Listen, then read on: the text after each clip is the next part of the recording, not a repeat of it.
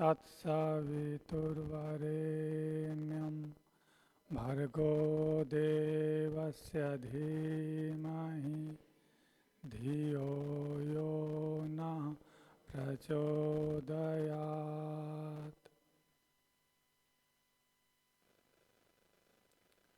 आदरणीय अध्यक्ष महोदय, उपस्थित विद्युत मंडल, हमारा विषय चल रहा है पारण यज्ञ करना उचित है या अनुचित। इसमें जो प्रथम जो पक्ष और द्वितीय पक्ष दोनों विद्वानों ने अपना अपना पक्ष स्थापित कर दिए हैं।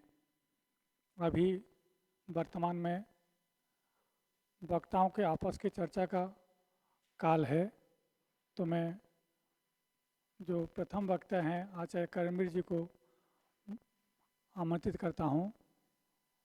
उनसे यदि किसी अन्य वक्ताओं को प्रश्न है तो वो बताएंगे।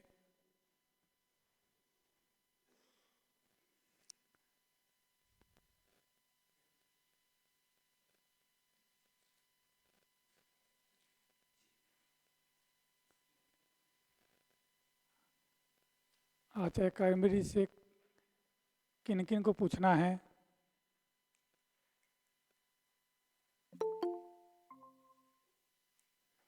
केवल एक ही पूछने वाले हैं, तो अच्छा ठीक है। प्रोफेसर जी से निवेदन करता हूँ, पूछिए। जी आचार्य जी, आपके कथन में प्रारंभ में ऐसा बीच में भी आया था कि पारायण यज्ञ करना चाहिए, तो आपका मंतव्य क्या करना चाहिए विधि के रूप में या किया जा सकता है, आपत्तिजनक नहीं है आपका ये स्थापना है? हाँ, मुझे आपत्तिजनक नहीं लगता, इसलिए मैंने कहा था कि किया जाना चाहिए। तो किया जाना चाहिए तो विधि हो गई कि किया जाना चाहिए। शास्त्र की नहीं है, लेकिन शास्त्र में निषेध न होने के कारण से हम इसको अन्य जो शास्त्रों के अंदर बातें मिलती हैं उसके अनुसार मान सकते हैं। शास्त्र विधि नहीं है ये, मैं सहमत हूँ इससे। जी, तो उसको विधि वाक्य के रूप में बोलना शायद ठीक नहीं रहेगा। हाँ, सामान्य व्यक्ति की विधि कह सकते हैं, वो तो मैं कह चुका हूँ, किसी ऋषि जी की जी या इसका तो सीधा प्रमाण नहीं है। जी,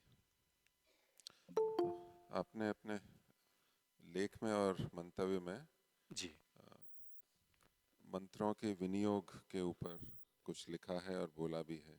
जी और आपने हेतु ये दिया कि जो मंत्र हैं वो ईश्वर की स्तुति के ही हैं, इसलिए कभी भी बोले जा सकते हैं, उनका अंतिम उद्देश्य तो ईश्वर है जी इस हेतु से। लेकिन मंत्रों के इन सब याज्ञिक क्रियाओं में मंत्रों के विनियोग की पुरानी परंपरा है और सब ऋषियों ने सब यागों में किया है। जी तो और वो उससे संबद्ध ही मंत्र रखे जाते हैं। जी तो ये कहना कि कुछ भी कोई सा भी मंत्र बोला जा सकता है, वो ऋषियों के मंतव्य और वैदिक परंपरा के अनुकूल नहीं, उसके विरुद्ध जा रहा है। ये कोई कभी कुछ भी बोला जा सकता है, तो वो उस पे आपका स्पष्टीकरण। कभी भी कुछ तो नहीं बोला जा सकता, लेकिन इस यज्ञ के विषय में, क्योंकि स्वामी दयानंद सरस्वती जी ने ये स्वयं उपदेश मंजरी के अंदर लिखा है कि जो हम यज्ञ कर रहे हैं, कई बार वो कर्म अर्थात क्रिया मंत्रों के अनुरूप दिखाई नहीं देती, वो विषय नहीं आया, परंतु ईश्वर की स्तुति तो हो ही रही है, अतः उसको बोल सकते हैं, ईश्वर की स्तुति तो हो ही रही है। वहाँ महर्षि का तात्पर्य ऐसा प्रतीत होता है कि प्रश्न ये किया जा रहा है कि ये मंत्र क्यों बोले जा रहे हैं, जी उसके समर्थन में कि मंत्र बोलने का भी उद्देश्य है जी और उद्देश्य उसके अनुकूल है, और जहाँ सीधे सीधे नहीं दिख रहा वहाँ पे ईश्वर परक है। जी लेकिन महर्षि का तात्पर्य ये तो वहाँ ऐसे प्रतीत नहीं हो रहा कि किसी भी मंत्र को बोला जा सकता है, कोई महत्व नहीं है कि कोई कौन सा मंत्र बोला जाए कौन सा नहीं बोला जाए। महर्षि का मंतव्य मंत्र बोले जा रहे हैं इसके समर्थन में कि वो उपयोगी है, इस उद्देश्य से वो कथन प्रतीत होता है। जी, मुझे इसमें ऐसा लगता है, क्योंकि जहाँ उपदेश मंजरी के ही सातवें उपदेश में स्वामी जी लिखते हैं कि अब तक वेदों का कंठस्थ रहे या कंठस्थ किया पंडितों ने, तो छोड़ छोड़ करके मंत्र तो कंठस्थ नहीं किए होंगे, सारा का सारा वेद मंत्र कंठस्थ किए और उनसे आहुति दी जा रही है। भले ही वो उस समय क्रिया के अनुरूप दिखाई न दे रहे हों, लेकिन फिर भी ईश्वर की स्तुति तो हो ही रही है, क्योंकि यहाँ कंठस्थ की बात भी आई है। कंठस्थ तो होगा, वो पूरा का पूरा ही होगा और पूरे से ही वहाँ आहुति दी जा रही हैं। और इसलिए वो लिखा कि कई सारे मंत्र तो ऐसे हैं, कुछ स्वामी लिखते हैं कि कुछ मंत्र तो ऐसे हैं जिनमें यज्ञ की महिमा, यज्ञ का महत्व दिखाई दे रहा है। लेकिन ऐसे हैं, बहुत सारे ऐसे हैं, बहुत सारे शब्द उन्होंने नहीं लिखा, कुछ मंत्र ऐसे हैं जिनमें यज्ञ की महिमा है। यानी कि अनेक सारे मंत्र ऐसे हैं जिनमें यज्ञ की महिमा दिखाई नहीं दे रही है, परंतु उनसे ईश्वर की स्तुति तो हो ही रही है।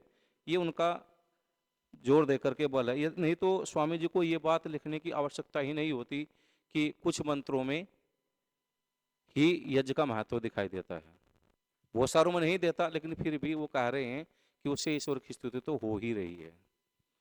अगर महर्षि का ऐसा तात्पर्य होता तो वो ऐसा भी निर्देश हमारे लिए कर सकते थे कि दैनिक अग्निहोत्र में 16 आहुतियां देनी है, जी क्रम से कोई कोई से मंत्र अपनी इच्छा अनुसार कोई से भी मंत्र बोल लें। जी उनका खुद का व्यवहार इस तरह का नहीं दिख रहा है, उन्होंने विनियोग किया जी है और विनियोग का तात्पर्य भी दिखता है, उनका संबंध दिखता है। जी तो महर्षि का तात्पर्य सिर्फ कंठस्थीकरण मात्र हेतु नहीं है, वो तो सहायक है कि इससे ये लाभ भी है, ये उपयोगिता है, उस दृष्टि से दिखता है। अन्यथा वो हमें छूट देते, उन्होंने हमें छूट नहीं दी और कहा ये विधि वाक्य है, इसको ऐसे ऐसे करना है। जी।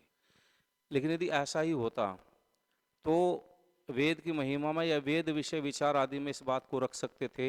यज्ञ और संस्कार प्रसंग में इस बात को रखा तो इससे तो वो यज्ञ के परिप्रेक्ष्य में ही घटता हुआ दिखाई देता है।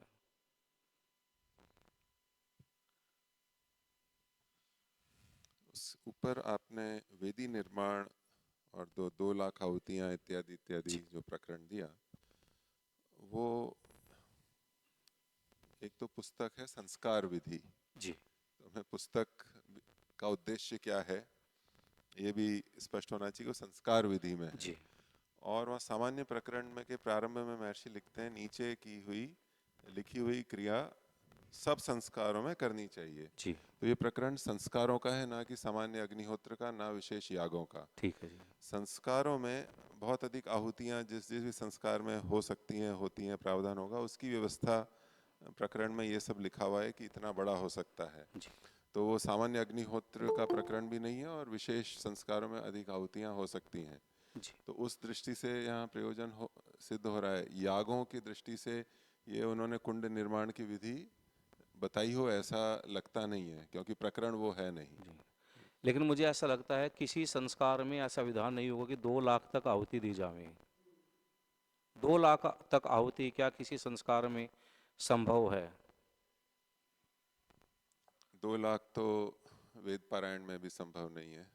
हाँ, हो तो सकती है, इसलिए वो लगातार लगातार करते रहें, जैसा कि बहुत सारे लोग नियमित रूप से करते हैं और नहीं कर पा रहे, हमारी असमर्थता है, चाहे तो हम कर सकते हैं।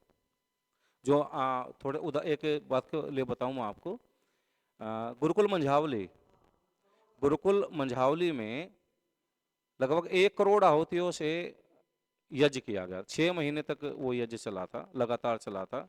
और इसी प्रसंग को लेकर के जो स्वामी दयानंद सरस्वती ने चतुर्थ समुल्लास में लिखा कि जब तक बड़े बड़े राजे महाराजे इन यज्ञ आदि बड़े बड़े कर्मों को करते रहे, तब तक ये देश दुखों से दूर और सुखों से पूरित रहा। बड़े बड़े याग, तो वो बड़े बड़े याग, और तो ऐसा लगता है कि उसमें इनको सम्मिलित किया जा सकता है। निश्चित नहीं कह सकते क्योंकि हमारे पास कोई प्रमाण नहीं है, तो वेदों से किया जा सकता है। तो आपको ऐसा प्रतीत होता है कि वो जो 1 लाख 2 लाख इतनी बड़ी बड़ी आहुतियां हैं वो एक ही दिन में हो जाएंगी? नहीं जी, ऐसा संभव नहीं है। तो यज्ञ कुंड को साफ करने का भी विधान दिखता ही है कि, या ये नियम है कि जब तक वो याग चले तब तक उसको कुछ वहां से कुछ हटाया नहीं जा सकता, ऐसा कुछ? हाँ, ऐसा क्योंकि वो साफ करने का भी इसलिए प्रतीत नहीं होता क्योंकि आप अधिकांश जनों ने देखा होगा जहाँ पर आ, अंत्येष्टि कर्म जहाँ पर वेदी बना करके होते हैं, या जब 1-2 जगह जहाँ पर वेदियाँ हैं, स्वामी दयानंद सरस्वती ने जो अस्थि चयन का तीसरे या चौथे दिन जो विधान लिखा, अगले दिन भी लिख सकते थे, लेकिन अगले दिन क्यों नहीं लिखा? क्योंकि वो इसका हम प्रत्यक्षदर्शी हैं, 3-4 दिन तक भी वो अग्नि ठंडी नहीं होती। तब इतने बड़े बड़े यज्ञ कुंड बनाए जाएंगे जो 9-9 फीट के लगभग होंगे, क्योंकि जो अंत्येष्टि संस्कार के लिए वैदिक अंत्येष्टि स्थल बनाए जाते हैं उसकी जो लंबाई होती है लगभग 8 फीट के लगभग होती है। व्यक्ति को हाथ उठा करके जितनी ऊंचाई होती है 8 फीट लंबी, लगभग 5-6 फीट चौड़ी होती है।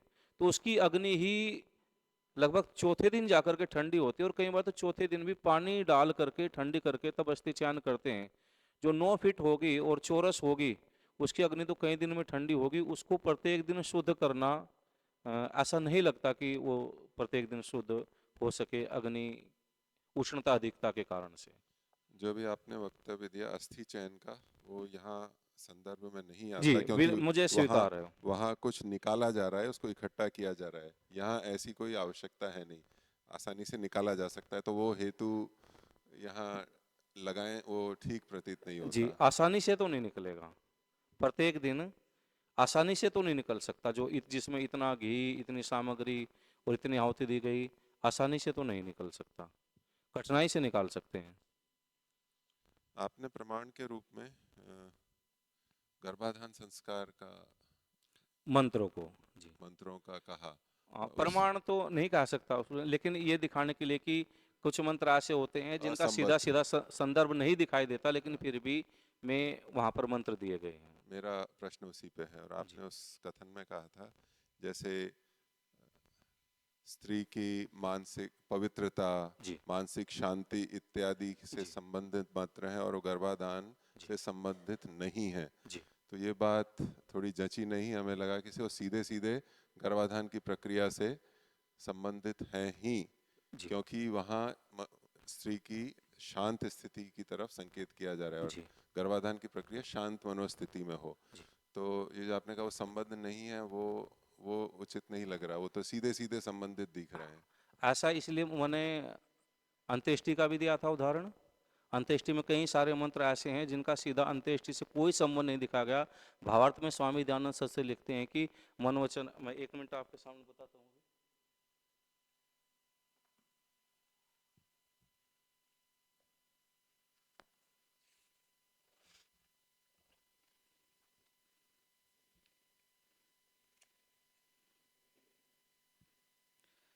अ, 11वां मंत्र है 39वें अध्याय का, आय साय स्वा प्राणाय स्वा संज्ञा साय स्वाहा। अंत्येष्टि में चाहे तो संस्कार विधि खोल करके देखें। स्वामी जी लिखते हैं कि मनुष्य को चाहिए कि पुरुषार्थ सिद्धि के लिए सत्यवाणी। अब सत्यवाणी वो तो बोलेगा नहीं, मेरा जो मृतक व्यक्ति है। सत्यवाणी सिद्धि के लिए बुद्धि और क्रिया का अनुष्ठान करें। बुद्धि और क्रिया का अनुष्ठान तो बहुत सारे लोग जब अंत्येष्टि होती है तो गायत्री मंत्र नहीं बोलने देते, कहते हैं कि गायत्री मंत्र नहीं बोलना चाहिए क्योंकि यहाँ पर तो भगवान से बुद्धि की प्रार्थना की गई और आप तो अंत्येष्टि करने के लिए आए हैं। लेकिन यहाँ पर स्वामी जी क्या लिखते हैं, बुद्धि बुद्धि और क्रिया का अनुष्ठान करें। वहाँ बुद्धि तो नहीं बढ़ाई जा रही, कहेंगे जिससे कि देहांतर और जन्मांतर में मंगल हो। अब जो मर चुका उसका तो हम क्या मंगल करेंगे? जो जीवित हैं, जो अंत्येष्टि कर रहे हैं, उनके मंगल की बात है, और ये अंत्येष्टि संस्कार के अंदर ही है ये मंत्र। तो कोई सीधा सीधा उस व्यक्ति से या अंत्येष्टि संबंध नहीं दिखा देता। हाँ, हमारी कभी भविष्य में जाकर के होगी, उससे पहले हम अपनी बुद्धि की शुद्धि कर लें ताकि हम अच्छे अपने जीवन को व्यतीत कर सकें, ऐसा प्रसंग दिखाई देता है। वो ये उदाहरण तो और भी उल्टा जाएगा आपके पक्ष में, क्योंकि जी, वहां तो कोई भी मंत्र जो मृत है उसके लिए है ही नहीं, जी, वो तो जीवित है उनके लिए है जी, सारे उपदेश, या उस मृत शरीर से संबंधित हो या उससे संबंधित जी, नहीं हो, वो तो सारा अन्यों के लिए ही है। जी, तो ये उदाहरण के रूप में प्रस्तुत करना मेरे ख्याल से ठीक नहीं है, क्योंकि वहां तो जो कुछ है वो तो अन्यों के लिए ही है और अन्यों के लिए उपयुक्त है ना। वो मरने वाला तो वहाँ कुछ भी नहीं सुनने वाला नहीं, वैसे भी। मैं इसमें केवल मेरा जो मुख्य बिंदु है इसमें वो ये दिखा जाता है कि इसमें अंत्येष्टि कुछ भी नहीं दिखाई इस मंत्र के अंदर, जो 11वां मंत्र है 39वें अध्याय का। अच्छा, और 12वें का भी भावार्थ में बोल देता हूँ। मनुष्य को चाहिए कि प्राणायाम आदि साधनों से सब किलबिश का निवारण करें, सुख को स्वयं प्राप्त हो और दूसरों को भी प्राप्त करावें। यहाँ भी कोई अंत्येष्टि का कोई प्रकरण नहीं है। और ये मंत्र तपसे स्वाहा तप्यते स्वाहा ये अंत्येष्टि संस्कार में दिए गए हैं।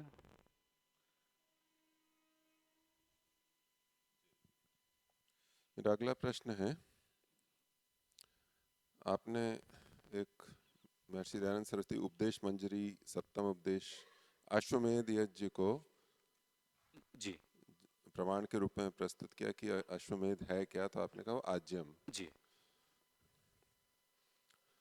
वहाँ जो तात्पर्य प्रतीत होता है महर्षि का, क्योंकि प्रचलन में पशु यागों की चर्चा है और पशु यागों में परंपरा चल पड़ी कि जी उसमें पशुओं की बलि उनके अंगों को आहूत किया जाता था, जी तो यहाँ महर्षि का अर्थ उस दृष्टि से ज़्यादा लगता है, प्रतीत होता है कि वहाँ अश्व की बलि नहीं देनी है, वो आज्य को डालना है, ना कि अश्व को मार के और उसके अंगों को डालना है। उस अर्थ से यहाँ दिया हुआ वचन प्रतीत होता है। हाँ, वैसे ऐसा होता तो सीधा सीधा स्वामी जी अश्वमेध का थोड़ा बहुत तो वर्णन देते कि अश्वमेध कहते किसे हैं।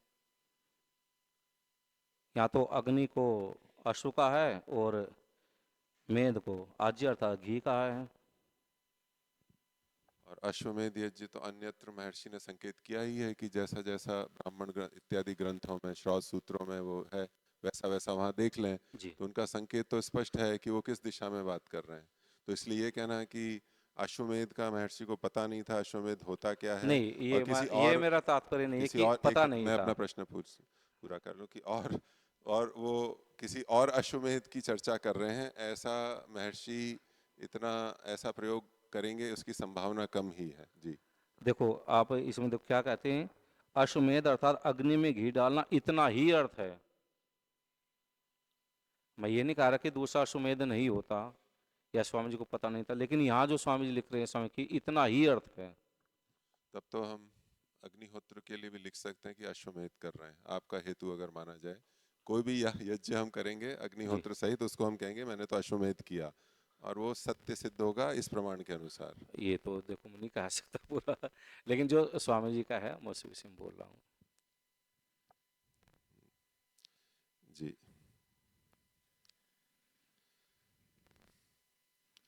और आगे जो प्रमाण दिए वेद मंत्र इत्यादि बोलने के, जी वो तो मैंने पूछ लिया कि महर्षि ने असल में वहाँ उपयोगिता है मंत्र बोलने की, जी उस अर्थ में है।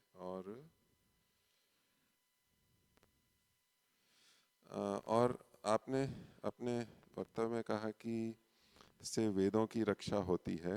जी किसकी जी? ये जो याग किए जाते हैं जी परायण यज्ञ के समर्थन में, जब आपने कहा कि इससे तो वेदों की रक्षा होगी, जी स्मरण होगा जी इत्यादि जी इत्यादि, जी तो अभी उदाहरण के रूप में वानप्रस्थ साधक आश्रम में वेद कंठस्थीकरण चल रहा है, आज सुबह भी प्रदर्शन हुआ, जी उसमें से तो कोई आहुति दे नहीं रहे हैं और वो सुरक्षा कर रहे हैं। और महर्षि ने स्वयं ने वेदों की रक्षा के लिए दक्षिण के पंडितों को धन्यवाद दिया कि उन्होंने रक्षा की, वो जी तो इस तरह से करते नहीं हैं। जी तो वेदों की रक्षा करने के अन्य बहुत जी सारे उपाय जी जो विधित हैं जी वो उपलब्ध हैं ही। जी तो इसी तरह से महर्षि का मंतव्य होगा कि इसी कारण से मंत्र बोलने चाहिए, जी ये तात्पर्य महर्षि का होगा ऐसा लगता नहीं है। जी महर्षि की ये उपदेश मंजरी उन्होंने ही लिखा है ऐसा तो, कि अब तलक, और होम के प्रसंग में लिखा कि अब तलक वेद कंठस्थ होते रहे और वेदों की रक्षा होती है, तो स्वामी दयानंद सरस्वती जी ने लिखा है। और जैसे एक बात आई कि जैसे वानप्रस्थ के विद्यार्थी वेद याद कर रहे हैं, ये अगर अभी इन्होंने वेद कर लिए और ये प्रचलन होता है कि भाई ठीक है सस्वर वेद पाठ होगा, ये भी कराएं तो अच्छा है। इनको ज़्यादा संहिताओं की आवश्यकता भी नहीं उस समय पड़ेगी, एक बार कर लिए, जगह जगह इनको लेकर नहीं जाना पड़ेगा, ये कर सकते हैं। यदि अब ये कराएंगे ये तो बात तो इनके ऊपर भी आ सकती है कि भाई आपने क्यों इनको याद किया जब इससे यज्ञ तो नहीं हो सकता। वो तो पारायण का, वेद पारायण का तो और शिक्षा का महर्षि का वचन है कि वेद कंठस्थ करना चाहिए, एक वेद, दो वेद, तीन वेद, चार वेद का ज्ञान होना जी चाहिए, वो तो विधित कर्म है। तो प्रश्न उठाना विधर्मी उठा सकते हैं, जी अवैदिक उठा सकते हैं, कोई वैदिक ये प्रश्न उठाएगा कि क्यों कंठस्थ किया जब आहुति गिरनी ही नहीं है, नहीं, इसकी ऐसा ऐसा भी संभावना तो है उठाते हैं नहीं। जी। जैसे अभी इस पर भी प्रश्न उठाते हैं, अभी एक दिन नाम नहीं बस लूंगा मैं उनका, वो कहते कि वेद को कंठस्थ करने से होगा क्या, ये अलग परंपरा कहाँ से डाल दिया आप लोगों ने। वेद के अर्थ को समझ करके समाज में काम करें, मुक्ति की तरफ चलिए। तो वेद, हमने कहा जी हमारे यहाँ बहुत अच्छा काम हो रहा है, वेद कंठस्थीकरण हो रहा है, कि इससे क्या होगा? कहाँ लिखा वेद कंठस्थ करने की, वेद कंठस्थ करें? वेद को समझें, जब तक अर्थ सहित नहीं समझेंगे तब तक को गधे की तरह बोझ उठाना है। तो प्रश्न तो उठाते हैं लोग, और वो अच्छे विद्वान हैं, अपने न्यास के भी सदस्य हैं, अब की बार आए नहीं है। ये तो प्रश्नवाचक चिन्ह अच्छे विद्वान जो आपने एडजेक्टिव नहीं मतलब लगाया जैसे जैसे उनको वो माना जाता है कि भाई उनका उनका माना परीक्ष जाता है, इनका बहुत स्वामी दयानंद सरस्वती जी के ग्रंथों पर बहुत अच्छी पकड़ है, इसलिए मन अच्छा कहा था। वो दूसरा कोई मेरा भाव नहीं था। जी। विनियोग, आपने अपने वक्तव्य में कहा कि ये विनियोग तो मनुष्यों का किया हुआ है, मनुष्य विनियोग करते हैं, ईश्वर ने तो किया नहीं, जी है ना। वेदों ने तो किया नहीं, विनियोग तो जी बाद में ही किया जी है। तो उसमें मेरा कथन है कि मनुष्यों ने किया है, सामान्य कथन मनुष्य जाति के रूप में तो ठीक है, जी लेकिन ऋषियों ने किया है। हमें तो ये अंतर करना चाहिए कि वो सामान्य मनुष्यों ने विनियोग नहीं किया हुआ, ऋषिकृत विनियोग है वो, और आप्त लोग हैं उनके द्वारा विनियोग किया गया है। उसकी तुलना हम अपने से करें, क्योंकि मनुष्यों ने, क्योंकि मनुष्य थे, मैं मनुष्य हूँ, इसलिए मैं जो करूँगा वो ऋषि के ऋषि तुल्य होगा, जब उनको स्वतंत्रता है तो मुझे भी है। तो इससे ये समस्या खड़ी हो सकती है आपके वक्तव्य से। तो आप उस पर पुनर्विचार कीजिए कि वक्तव्य शिथिलता में आपने दिया, या आप उस पर दृढ़ हैं कि कोई भी मनुष्य कर सकता है। कोई मनुष्य नहीं कर सकता, लेकिन जाति के रूप में भी यदि देखा जाए, आप सब लोग यहाँ जितने भी बैठे हुए हैं, जो कर्मकांड से भी जुड़े हुए हैं, संस्कार आदि कराते हैं, आचार्य भद्रकाम जी भी यहाँ पर बैठे हुए हैं, जन्म दिवस आप लोग कराते हैं नहीं कराते? जन्म दिवस के यज्ञ याग, हाँ जी। प्रश्न प्रश्न मेरे से है, तो आप मेरे से प्रश्न पूछिए। क्षमा चाहूँगा, हाँ, क्षमा क्षमा चाहूँगा। चलो वार्तालाप आप, मेरे से है तो आपसे पूछता हूँ। मैं उत्तर देता हूँ। जी नहीं कराते, मैं अच्छा नहीं जाता, मैं नहीं कराता। जब तक मुझे इसकी जानकारी नहीं थी, मैं अध्ययन शुरू नहीं किया था, तब तक मेरा जन्मदिन पे इत्यादि होता था जब बचपन में था। ठीक है। लेकिन जब से मुझे इस बात की समझ आई है, मैं जन्मदिन पे अग्निहोत्र बिल्कुल नहीं कराता, बैठता ही नहीं हूँ, ठीक प्रावधान ही नहीं है। तो जब से मैंने इन विषयों पे सोचना शुरू किया तो मुझे समझ आया कि इससे अच्छा दूसरी क्रिया कर लें। और मेरे आसपास जो लोग हैं उनको भी प्रेरित करते हैं, वो कहते हैं ये अनावश्यक कर्म है। ये जैसा आचार्य जी ने कहा कि अनावश्यक है, करना चाहे कर लें, लेकिन इसका कुछ विशेष कुछ होने वाला नहीं है।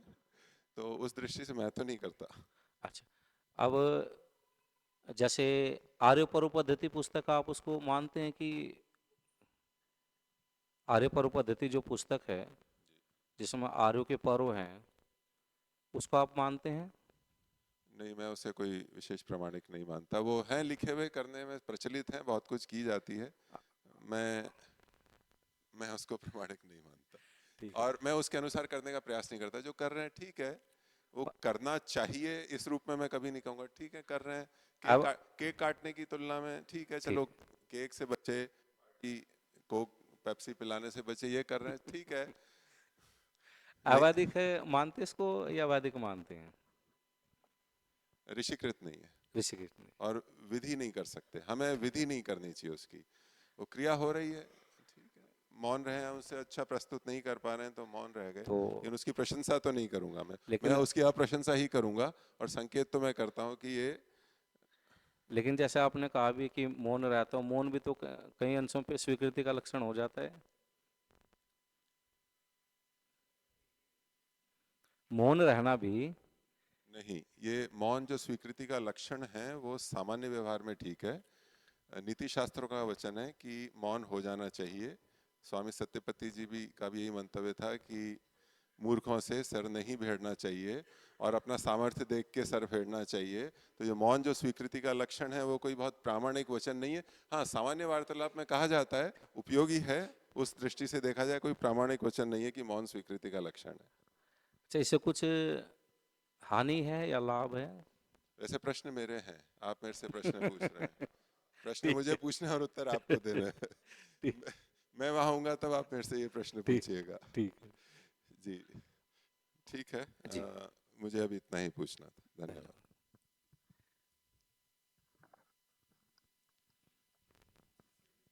शिवनाथ जी। ओ, नमस्ते जी। नमस्ते। तो इसमें आपने एक बात कही थी कि यज्ञ के मंत्रों का विनियोग तो बाद में हुआ जी और वेद पहले से है। जी। तो जिस तरह ये जोड़ दिया गया ऐसे पारायण यज्ञ में भी जोड़ दिया तो क्या आपत्ति है? जी तो यज्ञ ठीक है, विनियोग बाद में है, जैसा ये बात आई कि ऋषियों का विनियोग है। जी और वेद में जो मंत्र हैं वो मैंने पहले ही कहा था कि वेद जो है संपूर्ण हमारे जीवन व्यवहार के लिए उपयोगी है, केवल निश्रेयस के लिए, केवल ईश्वर के लिए नहीं है। जी तो उन प्रसंगों को देखते हुए व्यक्ति के जीवन में जो जो घटनाएं, जो जो आवश्यक कर्म है, उनको ध्यान में रखते हुए आवश्यक जो अर्थ निर्देश होना चाहिए वो परमात्मा ने वेद में दिया हुआ है। जी तो उसको देख करके ऋषियों ने विनियोग किया, तो वो असंबद्ध नहीं है, ऋषियों की तरफ से अपने आप किया गया नहीं है। ईश्वर भी उन कर्मों के उपयोगी जो मंत्र हैं उनको ईश्वर ने रखा है। कब अनादिकाल से वैसा ही वेद का स्वरूप नित्य है, तो वो उस कर्मों के लिए मंत्र थे, इसलिए उन ऋषियों ने उनका विनियोग किया। आप पूछना क्या चाह रहे हो पूछो, जो पूछना चाह रहे हो पूछो। पूछना ये है, जी ये आपत्ति है कि जी वेद पहले थे, विनियोग बाद में किया गया, तो इसलिए पारायण यज्ञ का भी विनियोग किया जा सकता है, ये उचित नहीं लगता। हाँ, अनुचित क्यों है? अनुचित बताओ। मैं नहीं, मैं अभी आपसे पूछ रहा हूँ हाँ, कि आप उससे लेकिन आप इनके अनुचित बता समान, ऋषियों के विनियोग के समान इसको जो बता रहे हैं वो ठीक नहीं लग रहा है, ये मैंने ऋषियों का ये तो ये उपदेश मंजरी किसकी है? उपदेश अभी उपदेश मंजरी ऋषियों की है, लेकिन ऋषि कहाँ कह रहे हैं, ये तो कहाँ स्वीकार, ये तो अभी साध्य कोटि में है कि पारायण यज्ञ का अभिप्राय महर्षि दयानंद जी का है। पारायण यज्ञ क्या है? ऐसा किसी ने कहा कि पारायण यज्ञ ऋषि दयानंद का, ऐसा तो किसी ने कहा ही नहीं नहीं, है। आप उन्हीं प्रमाणों के आधार पर ही तो सिद्ध करना चाह रहे हैं। मैं तो सिर्फ ये कह रहा लेकिन हूँ कि सुनो, जी पारायण यज्ञ में सारे वेद के मंत्र हैं या नहीं है? हाँ ठीक है। सा,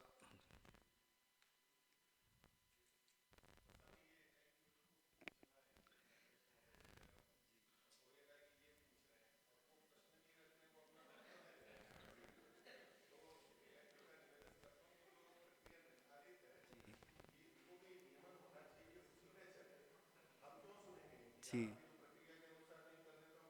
जी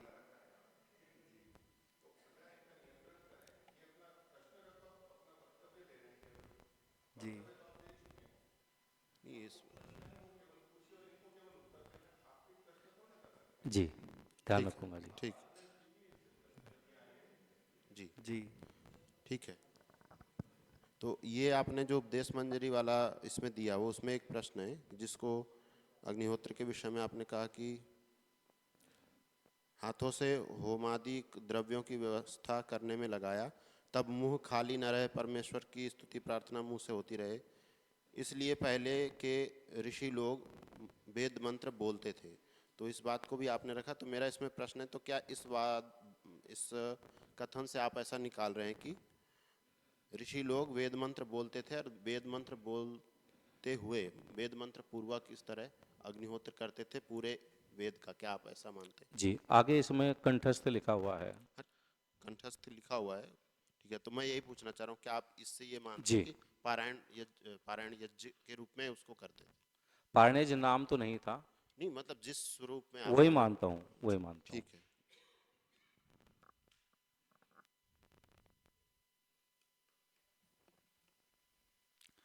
अन्य जो दो वक्ता हैं, क्या उनको भी कुछ प्रश्न है आचार्य कर्मरी से?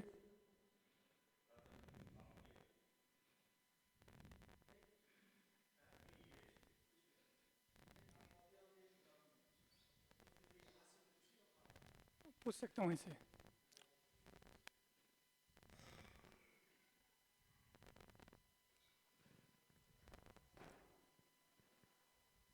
ये तथाकथित पारायण यज्ञ और जो भी उसका नाम आप दे सकते हैं, इसका विधान यानी मैं कुछ देर के लिए अभ्युपगम करते हुए कि ऋषियों के द्वारा प्रस्तुत, प्राचीन ऋषियों के द्वारा प्रस्तुत यज्ञों के अतिरिक्त भी हम यज्ञ का निर्माण करते हुए कर सकते हैं, ऐसा कुछ देर के लिए मानते हुए मैं प्रश्न कर रहा हूँ कि ये तथाकथित जो पारायण यज्ञ है इसका विधि विधान क्या किसी ऐसे विद्वान ने निर्माण किया जिन्होंने वेद व कर्मकांड का विशेष अध्ययन किया हो और कोई स्पष्ट विधि उपलब्ध हो, मैं जानना चाहता हूँ। नहीं जी। अच्छा, बिना विधि का जो ये कराया जा रहा है इसका मतलब हर जगह जो कराते हैं वो अपनी विधि से करा रहे हैं, ये मानना होगा। ऐसे ही है कुछ और है? अपनी विधि से अच्छा इस ऐसे जी। जी, यानी जो जो ये करा रहे हैं क्या ये इसके पात्र है वे अपनी विधि बनाने के? इसकी पात्रता की कोई मापदंड होना चाहिए या नहीं? हाँ, बना सकते हैं। अगर बना करके कराना चाहें तो बना करके करा लें, कोई यानी बात नहीं। जो भी जिस भी प्रकार से यज्ञ की विधि बना के अपना कर सकते हैं, आपका ऐसा मानना है? जी। ठीक है, इसमें मेरी आपत्ति है। और दूसरा ये था कि अग्निहोत्र से लेके अश्वमेध पर्यंत यज्ञों का विधान स्वामी दयानंद ने की है, इसमें कोई मतभेद है ही नहीं। नहीं जी। अश्वमेध का अर्थ आपने किया अग्नि में घी डालना, जी। इतना ही है। जी। यानी अग्निहोत्र का भी यही अर्थ है, अग्नि में आहुति देना। जी। यानी अग्नि में आहुति देने से लेकर अग्नि में घी डालने तक जी। यज्ञ की प्रक्रिया, जी। ये स्वामी जी का अभिप्राय है। मैं ऐसे ही मानता हूँ। तो ब्राह्मण ग्रंथों में जो विभिन्न पुरोडाशादि पदार्थों का संस्कार आदि जो सारा कुछ वो है, जी। वो सब व्यर्थ है? नहीं जी, उसका मुझे पता नहीं, क्योंकि ब्राह्मण ग्रंथों आदि का और जो स्रोत या कर्मकांड आदि होते हैं उसके विषय मुझे नहीं पता। जो मुझे स्वामी जी का ये वाक्य मिला उसके विषय में मैं बोल रहा हूँ। नहीं, आपका ये मंतव्य है कि स्वामी जी का ये अर्थ है अथवा अग्नि अश्वमेध का मतलब इतना ही है, इससे अतिरिक्त और कुछ नहीं, ऐसा है? स्वामी जी ऐसा ही लिख रहे हैं सीधा, इससे अतिरिक्त और कुछ नहीं ऐसा लिख रहे हैं? यही है, मैं तो ऐसे ही मान रहा हूँ। ठीक है, आप मान रहे हैं, जी। ठीक है, आपकी मान्यता है, बाकी ये शास्त्रों से समर्थित शायद नहीं है। स्वामी जी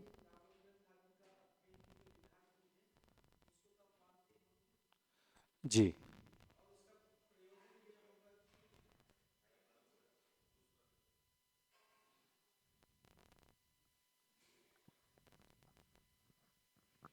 उसका प्रयोजन तो यही होना चाहिए कि वहाँ जो बताया है उसको व्यवहार में लाया जाए, या केवल पढ़ना तक है? नहीं, पढ़ने के लिए कोई नहीं होता, व्यवहार में लाने के लिए ही होता है। ठीक है, तो वहाँ यानी जो अश्वमेध का विधान है उसको व्यवहार में लाना चाहिए, जी। और वो स्वामी जी से भिन्न है तो भी करना चाहिए। और मुझे ऐसे याद है कि स्वामी जी ने ये भी लिखा है कि राष्ट्रम व अश्वमेध है, ये भी लिखा है।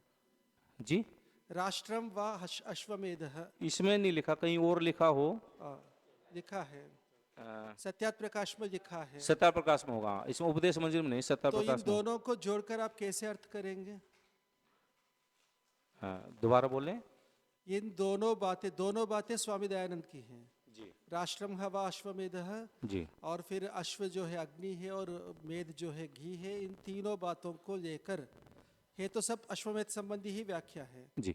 इनको जोड़कर आप कैसे करेंगे अर्थ? जी, यहाँ अग्निहोत्र के विषय में कही थी, इसलिए यहाँ जोड़ा। वहाँ किस विषय में का होगा वो, वहाँ क्या यज्ञ के विषय में कहा, प्रकरण का मुझे पता बिल्कुल, नहीं है। अश्वमेध तो यज्ञ का ही नाम है और कुछ हो ही नहीं सकता। नहीं, वहाँ जो राष्ट्रवय अश्व जो कहा है वो मुझे पता नहीं किस प्रसंग में कहा है, लेकिन यहाँ यज्ञ के प्रसंग में कहा था, इसलिए मैंने इसको जोड़ा। उसका मुझे पता नहीं है प्रसंग क्या है। ठीक है, ठीक है, मुझे यही पूछना था। क्या आपको इन वक्ताओं से कुछ पूछना है? दूसरे आ जाएंगे, दूसरे वक्ता यहाँ वो एक ही पक्ष के हैं जी, चारों। अच्छा जी। जी। जी, मेरा आपसे प्रश्न है। आप कहे थे कहीं भी इसका शास्त्रीय प्रमाण नहीं है, वो तो हम सभी को स्वीकार है, लेकिन जो स्वामी दयानंद सरस्वती जी ने उपदेश मंजरी में लिखा है अग्निहोत्र के विषय में, कि थोड़े से मंत्रों में अग्निहोत्र का विषय आया है, बहुत सारे मंत्र वहाँ क्रिया के साथ जोड़ते हुए दिखाई नहीं देते, और उनसे वहाँ पर यज्ञ हो रहा है। होम करते जावें, क्योंकि उसका जो प्रयोजन है वो ईश्वर की उपासना है। और ऐसा संस्कार विधि में भी लिखा है कि यज्ञ से हम ईश्वर की उपासना करें। तो उसमें आपको क्या बाधा है? मुझे कोई बाधा नहीं है। अन्य यज्ञों में जहाँ महर्षि ने मंतव्य दिया है वो पारायण यज्ञ से संबंधित तो है नहीं। वो तो अन्य जो विहित यज्ञ हैं उसके संबंध में ही बोलते हुए महर्षि ने लिखा है, और तो मुझे उसमें कोई आपत्ति नहीं है। महर्षि कह रहे हैं कि ऐसा है तो ऐसा है, ऋषि हैं, ऋषिकृत हैं, मैं उन पे प्रश्नवाचक चिन्ह लगाऊंगा। आप तो हैं, प्रमाणित हैं, उन्होंने विधान किया, ऐसा करें तो करें, जब मुझे समझ आएगा तब आएगा। मैं उस पर आपत्ति उठाने की स्थिति में, ऋषि वाक्य पे प्रमाण पे मैं आप प्रश्न नहीं उठाऊंगा। जी धन्यवाद। आगे जो यहाँ पर वेद कंठस्थ की, अब तक वेद बचे, अवलव वेद बचे रहे, तो इसमें आपको मतलब ये नहीं लगता कि हाँ सारे मंत्रों से आहुति दी जा सकती है? नहीं, मुझे ऐसा नहीं लगता। जहाँ पे विहित कर्म में विनियोग किया गया है वो परंपरा है, उससे वेद की सुरक्षा भी होती है। ये इसमें मुझे कोई समस्या नहीं लगती, और ऋषि ने कहा है और मुझे भी उसमें कोई आपत्ति लगती नहीं है। लेकिन सारे मंत्रों की सुरक्षा इसी विधि से हो ऐसा महर्षि का तात्पर्य प्रतीत तो नहीं हो रहा, क्योंकि स्वयं महर्षि ने वेद कंठस्थीकरण, वेद शिक्षण और उसके पारायण की व्यवस्था और ऋषियों के अनुसार पहले भी अन्य ऋषियों की भी उपलब्ध है, तो उसके अन्य तरीके हैं। तो सारे मंत्रों की, सारे वेदों की रक्षा पारायण यज्ञ द्वारा ही होगी, जो कि विहित नहीं है, ये मुझे आवश्यक महसूस नहीं होता और ऋषियों के विधान से विरुद्ध जा रहा है, इसलिए मुझे उसमें आपत्ति है। जी। ऐसा कोई कर्म आपको, जो बार बार ये बात कही जा रही है कि अग्निहोत्र से लेके अश्वमेध पर्यंत, कोई ऐसा कर्म, कोई ऐसा याग किसी आप लोगों को, या विशेष आपसे कहूँ मैं, आपको प्रतीत होता है जहाँ चारों वेदों से आहुति दिलाई जाती हूँ? सारे वेदों के सारे सारे मंत्रों से मंत्रों से? नहीं, मेरी जानकारी में ऐसा कोई याग नहीं है। लेकिन बड़े बड़े यागों में हर वेदों से मंत्रों की आहुति दी जाती है। स्पष्ट है, अलग अलग वेदों के विद्वान सोमयाग इत्यादि में बैठते हैं, लेकिन वहाँ जो अनुकूल हैं, आवश्यक हैं, उनका विधान किया गया और उसी से आहुति दी जाती है। मेरी जानकारी में ऐसा कोई याग आया नहीं जिसमें कि सारे वेद मंत्रों से आहुति दी जाती हो। जी। ठीक है, धन्यवाद। कोई और वक्ता हो जो इनसे पूछना चाहते हो? जी, ठीक है, धन्यवाद आपका। और कोई दूसरे जो वक्ता हैं उनको किसी का कोई प्रश्न हो?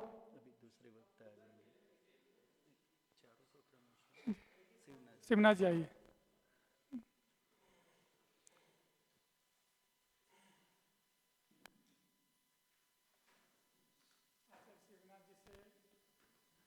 अच्छा, शिव,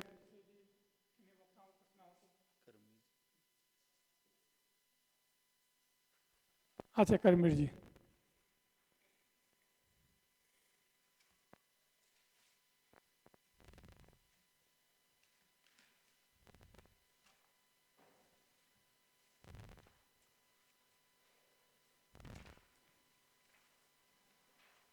जो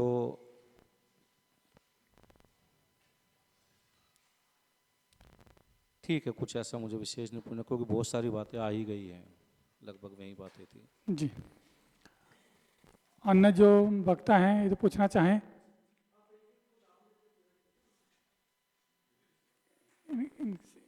व्यवस्था की दृष्टि से एक प्रश्न है। मुझे अस्पष्ट है कि आपको मैं ब्रह्मचारी शिवनाथ जी बोलूं या आचार्य शिवनाथ जी बोलूं, क्या है, कहीं अलग अलग नाम है, तो हमसे त्रुटि ना हो जाए कि आचार्य को मैं ब्रह्मचारी बोल दूं, तो अगर हमें स्पष्ट हो तो ठीक रहेगा।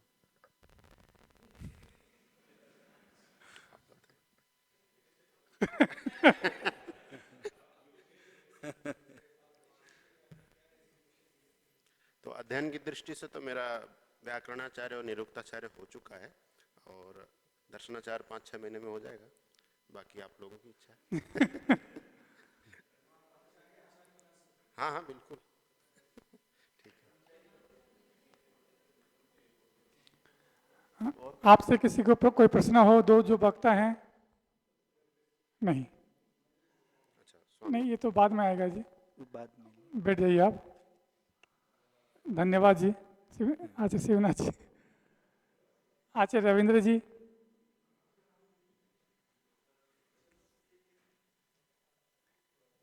आपसे यदि किन्हीं वक्ताओं को कुछ पूछना हो।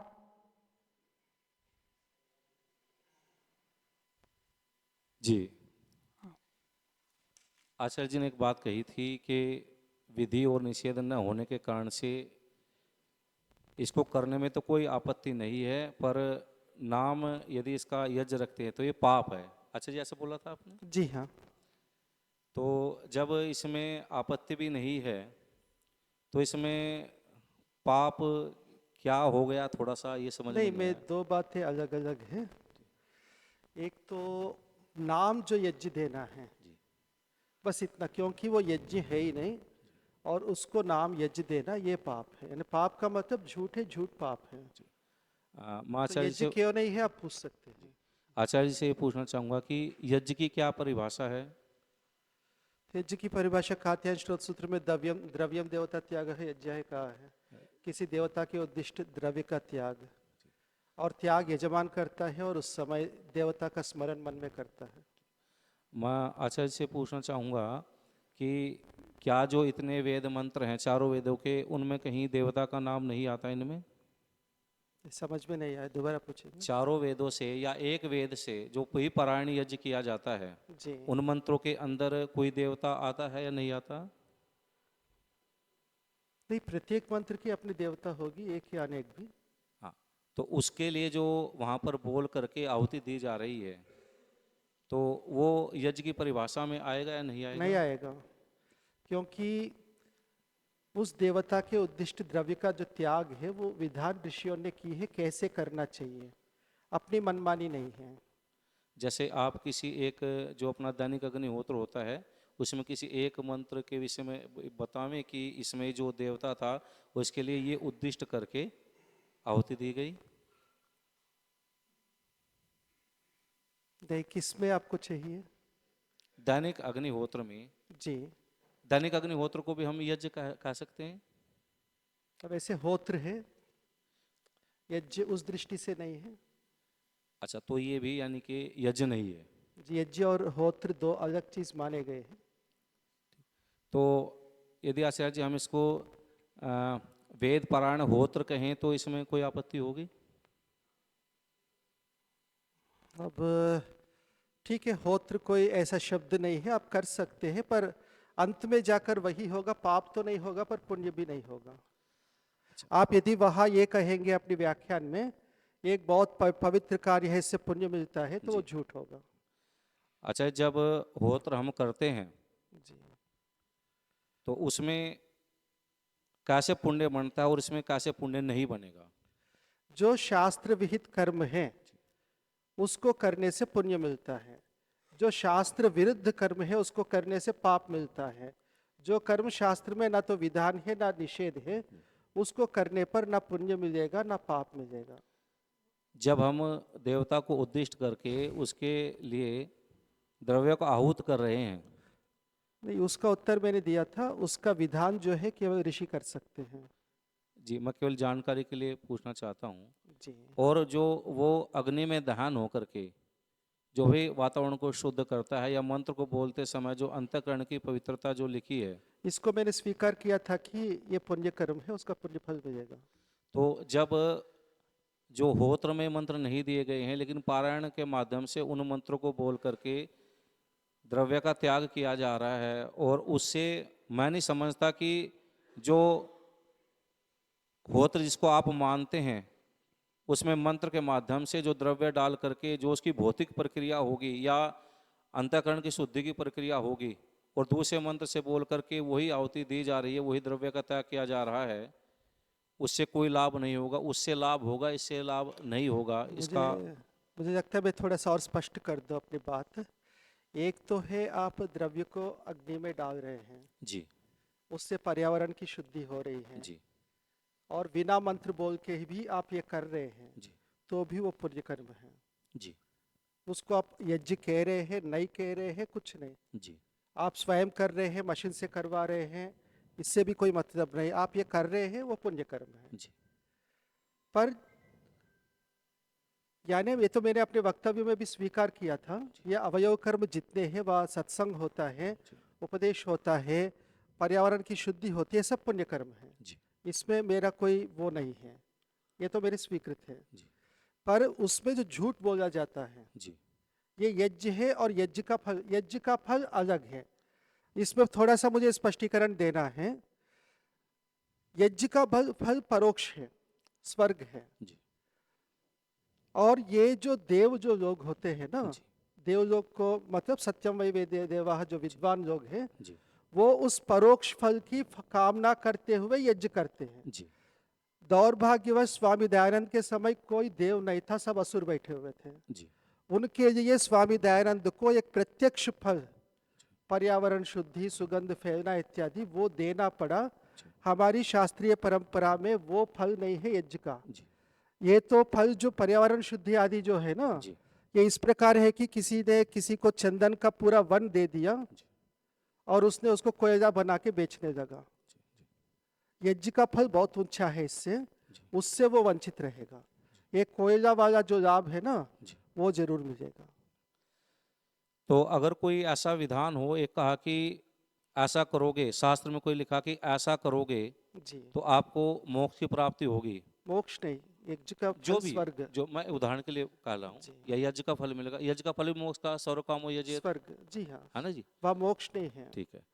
और चलो सुख विशेष, और किसी व्यक्ति को ये नहीं पता कि शास्त्र में ऐसा लिखा है, वो जानता भी नहीं है, बस वो यज्ञ किए जा रहा है, शास्त्र का उसे ज्ञान ही नहीं है, तो उसको भी वो सुख विशेष मिलेगा या नहीं मिलेगा? विशेष नहीं मिलेगा, सामान्य मिलेगा।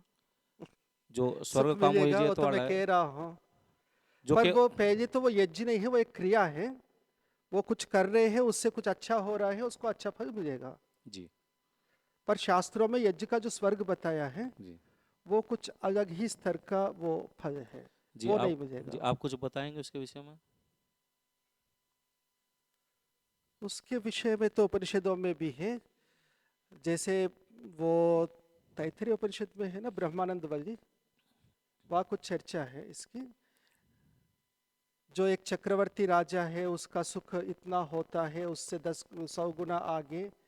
ये अलग अलग मानसिक स्तर है।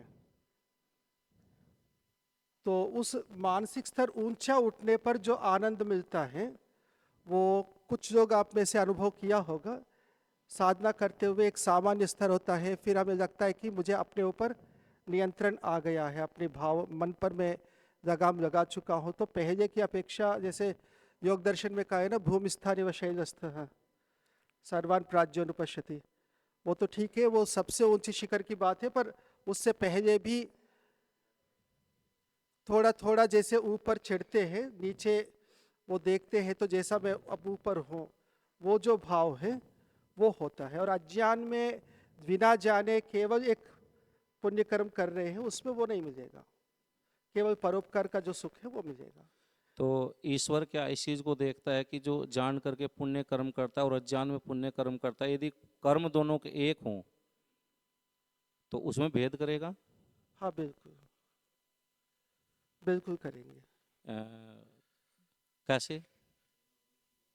जो जानकर करता है, एक तो है वो जानकर करने का मतलब अपनी क्रिया का आधिदैविक घटनाक्रम के साथ और आध्यात्मिक घटनाक्रम के साथ जोड़ते हुए।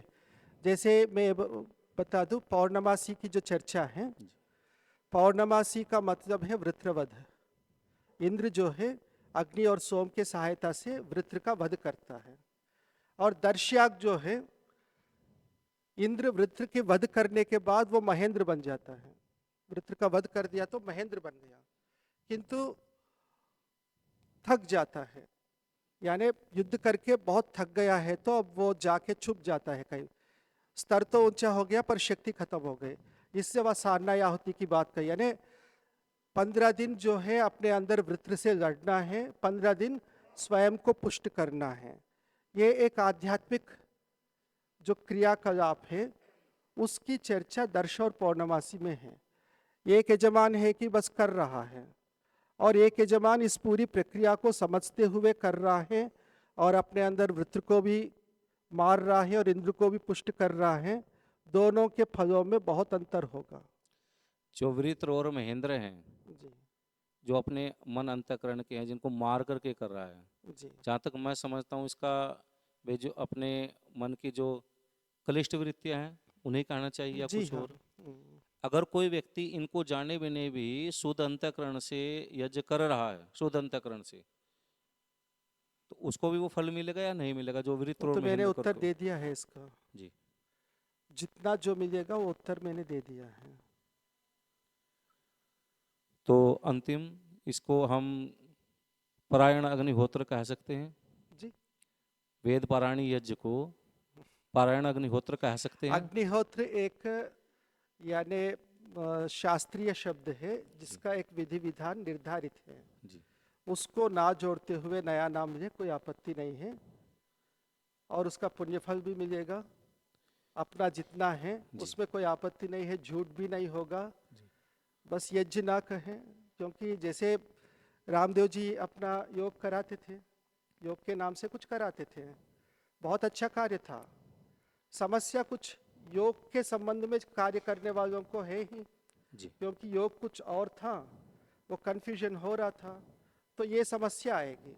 दूसरी एक और बात मैं कह रहा हूँ, ठीक है, आपातकाल में कुछ ना कुछ करते हुए वैदिक धर्म की रक्षा करनी चाहिए, इस दृष्टि से कर भी ले तो एक स्थिति यह होगी कि कल वास्तव में मान लो हमारे पास ये सामर्थ्य आ गया कि हम श्रौत यागों की करने में समर्थ हो गए, हमारे पास इतने विद्वान है, ऋत्विक बन गए, ये सब पढ़ रहे हैं, ये सब वेद पाठी बन रहे हैं, सब ऋत्विक बन जाएंगे, तो उस समय वो परंपरा जब स्थापित होगा तो उस समय ये जो परंपरा है ना, ये उसका व्यवधान बनेगा। ऐसे ही होता आ रहा है, क्योंकि ये जो कर रहे हैं, मैं रोजगार शब्द तो प्रयोग नहीं करता हूं, पर वो यही करना जानते हैं, वो करना वो नहीं जानते, और इनका कार्यक्षेत्र एकदम यानी हटने शुरू होंगे, इनको बुरा लगेगा। तो ऐसे काम हम करें ही क्यों, जो कि और वो भी उसका इतना मजबूत नींव बनाते हुए कि अब ये इतना प्रसिद्ध हो गया, पारायण करना चाहिए। कभी अपवाद के रूप में चलो गुपचुप कर दिया, वो बात अलग, पर अब इसको बहुत प्रतिष्ठित कराते हुए तो वो आगे जाकर सत्य परंपरा के स्थापित होने में वो बड़ा व्यवधान बन सकता है। बनेगा तो नहीं कहूँगा, पर बनने की संभावना पूरी है। और जो कुछ भी नहीं करते थे वो कर लें, उनके लिए ठीक है जी कुछ जो वो, जैसे अभी एक बात है कि कभी ये विद्यार्थी समर्थ हो जावे आगे चल जी। करके, तो जो करने वाले हैं उन्होंने कभी किसी को रोका है क्या आप मत करो? करने वाले किसी को रोका नहीं है, पर वो परिस्थितियां बनेंगी, ये कह रहा हूं मैं। जब वो करने की स्थिति में आएंगे ना, अब उनके सामने करेंगे तो वही समाज है, इसी समाज में कार्य करना है, इसी समाज से सहयोग लेना है।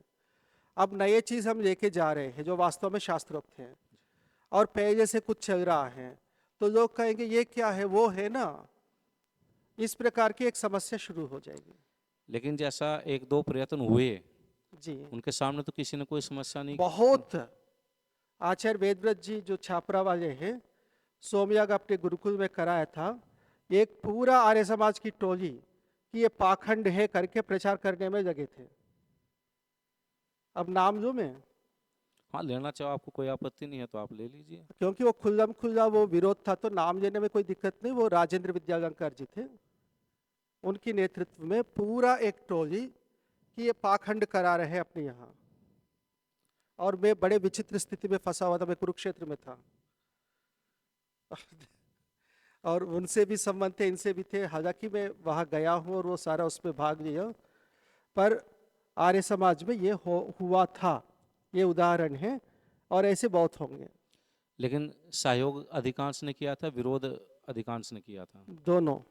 उनकी अपनी व्यक्तिगत कुछ लोग थे जो सहयोग करने वाले, जिसके सहयोग से हुआ था, किंतु प्रतिष्ठित विद्वानों में काफी लोग विरोध किया था। क्योंकि उस समय देखने में भी आता बहुत सारे ब्रह्मचारी थे, आचार्य थे, जिसके सहयोग में गुरुकुल भी वाले थे। सब आए, जैसे मैं भी गया अपने ब्रह्मचारियों को लेके, उदयन जी आए थे बहुत दूर से। जी। तो गुरुकुल वाले जो शास्त्र पढ़ने वाले वो तो आए हैं, समाज से जो जुड़ाव होना चाहिए था ना, जी। वहाँ होने से काफ़ी रोका गया। तो ठीक है, गुरुकुल वाले तो पक्ष में जो शास्त्रीय लोग हैं, जो कराने गुरुकुल वाले वाले जैसे पैसे नहीं मिलेंगे और ये यज्ञ द्रव्य के द्वारा संपन्न होने वाला है। हैं जी ठीक है, आके देखने वाले होने मात्र से काम नहीं चलेगा जी और द्रव्य समाज से मिलता है जी। और वहाँ विरोध होने में समस्या होगी। ठीक है, धन्यवाद आचार्य जी। अच्छा ठीक है, धन्यवाद। और किसी को तो नहीं पूछा? अच्छा भद्रकाम जी।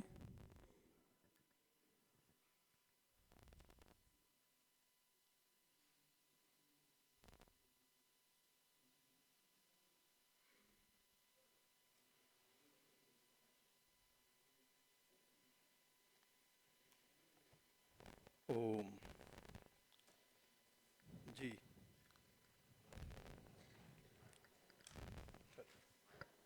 ठीक कर। जी अच्छा पूछिए। बस सबकी वही बातें हैं लगभग, हमारी भी वही इनकी वही है, तो और तो कोई अलग है नहीं। आचार्य जी ने कुछ नहीं बोला, बस आचार्य जी ने तथाकथित ही कहा था। उस दृष्टि से तथाकथित तो कह ही सकते हैं, क्योंकि शास्त्र विधान तो नहीं है, एक इसको उसे जोड़ दिया गया, एक नाम दे दिया गया। तो जी आचार्य जी, आप इसमें तथाकथित के विषय में जो मैं कह रहा हूँ उससे अतिरिक्त कुछ कहना चाहेंगे? तथाकथित तथाकथित वेद पारायण यज्ञ, तो तथाकथित के विषय में मतलब इसका क्या तात्पर्य है आपका? अनरिष्कृत, जिसका ऋषि ने विधान नहीं किया, जी और कपोल कल्पित तथाकथित। ठीक है, ठीक है, मुझे और कुछ नहीं पूछना।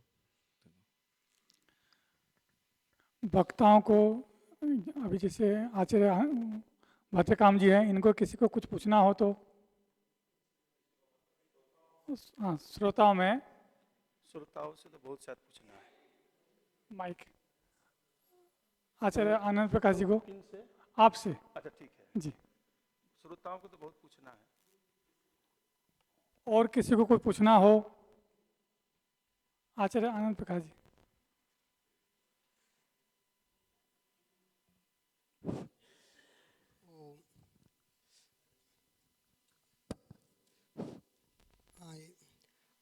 आपका एक पारायण यज्ञ पर आपका आक्षेप है कि इसमें वेदों में अंत्येष्टि के भी मंत्र हैं और जो वहाँ अपेक्षित नहीं है वो भी मंत्र हैं, तो इससे क्या आपत्ति है? अंत्येष्टि के मंत्र होने से क्या आपत्ति होगी? लोग तो उपदेश के समय में, मरते समय में गीता का पारायण कराते हैं, उससे कुछ लाभ नहीं होता, वो कुछ उपयोग नहीं कर सकता। और जो उपदेशक लोग हैं वो भी उपदेश करते हैं कि भस्मांतम शरीरम, शरीर भस्म होने वाला है, इसलिए शरीर के लिए पाप मत करो। ये बात हमें यज्ञ करते करते भी पता चल जाए कि हमें ये जो वायु है वायु में जाने वाली है, अग्नि अग्नि में जाने वाला है, हवा पानी पानी में जाने वाला है, तो हमें इसके लिए अपराध नहीं करना चाहिए। ये बात बीच बीच में पता चल जाए तो क्या हानि है? वेद पारायण यज्ञ करते समय यदि इनके मंत्र आ रहे हैं और बीच में कोई पंडित एक आधा अध्याय के बाद एक मंत्र की व्याख्या भी करता जाता है, उन्हीं में से एक चुन करके, तो इससे तो दोनों लाभ हो गया। यज्ञ वातावरण भी शुद्ध हो रहा है और आत्मिक शोधन भी हो रहा है। फिर क्या हानि है अंत्येष्टि के मंत्र होने से? एक बात है। ठीक है, एक एक करके कर देते हैं। हाँ, और दूसरा इसका उत्तर के बाद आराम से बैठ कर फिर पूछ लीजिएगा बिंदुतः। उस समय हमने एक उदाहरण के रूप में बताया था, जैसे अंत्येष्टि आदि के, तो सभी संस्कारों के लिए भी सभी संस्कारों के मंत्र आएंगे।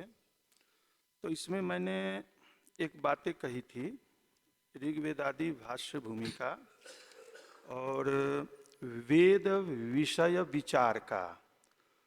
उसमें प्रश्न उठाया गया था कि यदि होम करणस्य एतत् फलमस्ति तत् पुनः तत्र होम करण मंत्रेण एव सिद्ध्यति वेद मंत्राणाम पाठः किमर्थ क्रियते।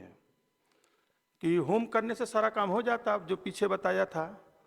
तो वेद मंत्र का पाठ किस लिए, तो इस पर उत्तर दे रहे हैं अत्र ब्रूमा एतस्य अन्यतेव फलमस्ति।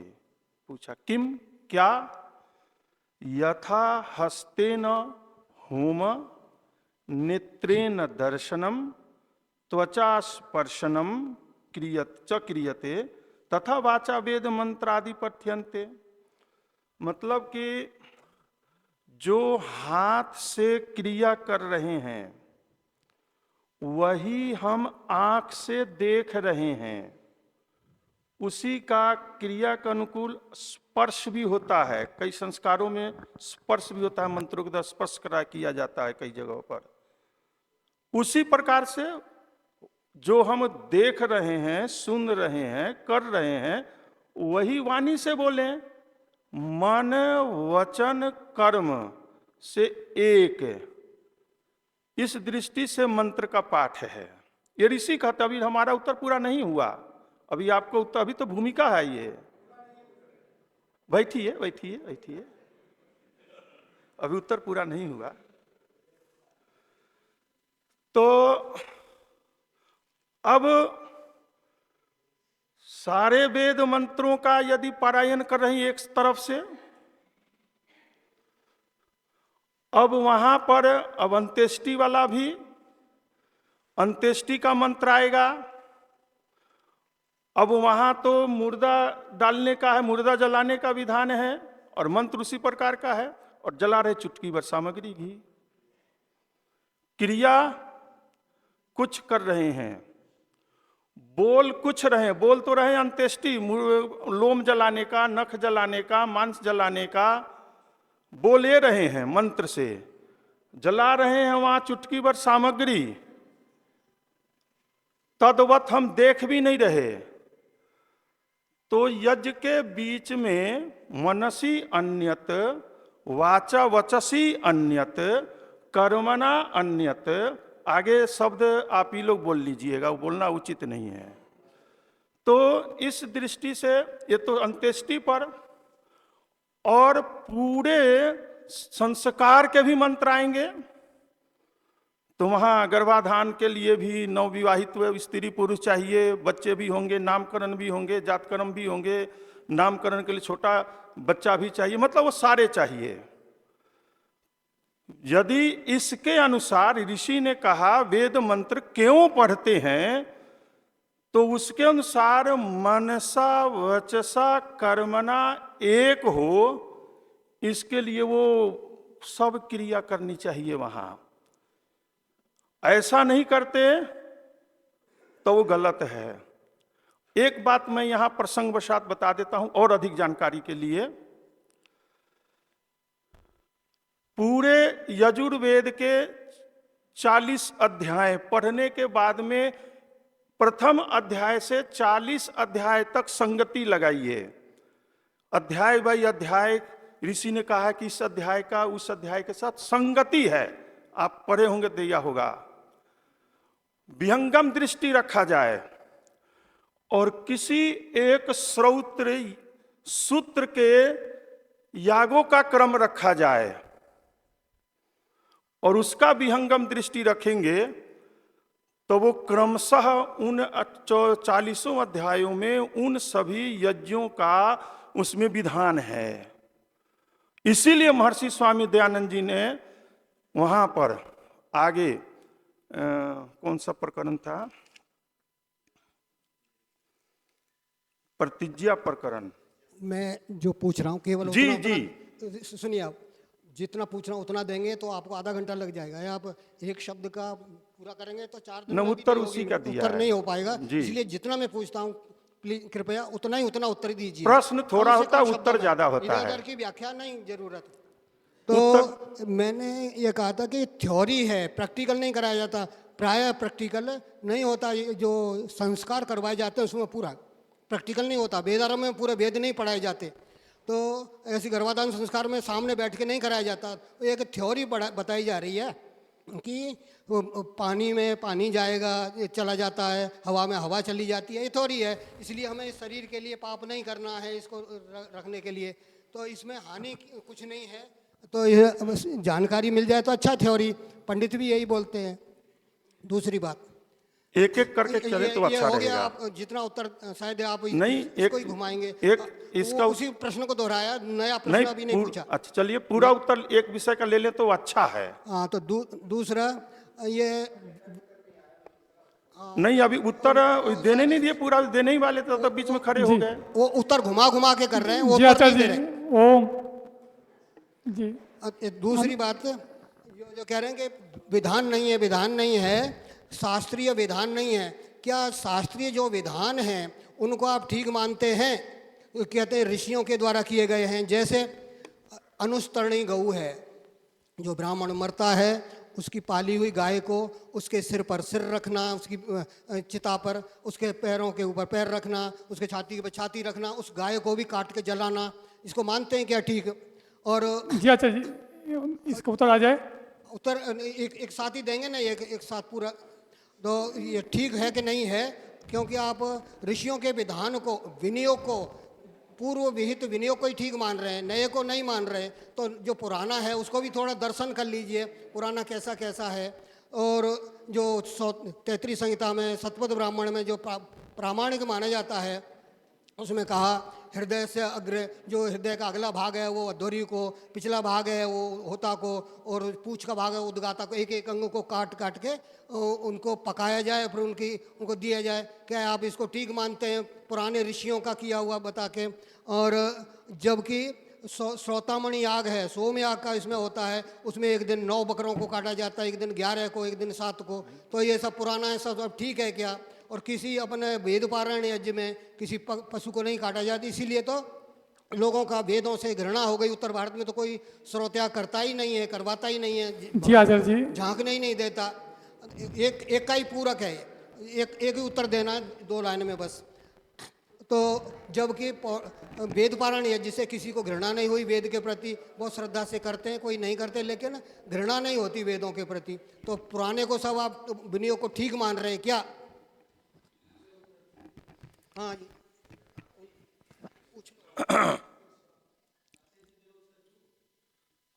आ जाइए न, दे दो। ठीक है, ठीक है। देखिए,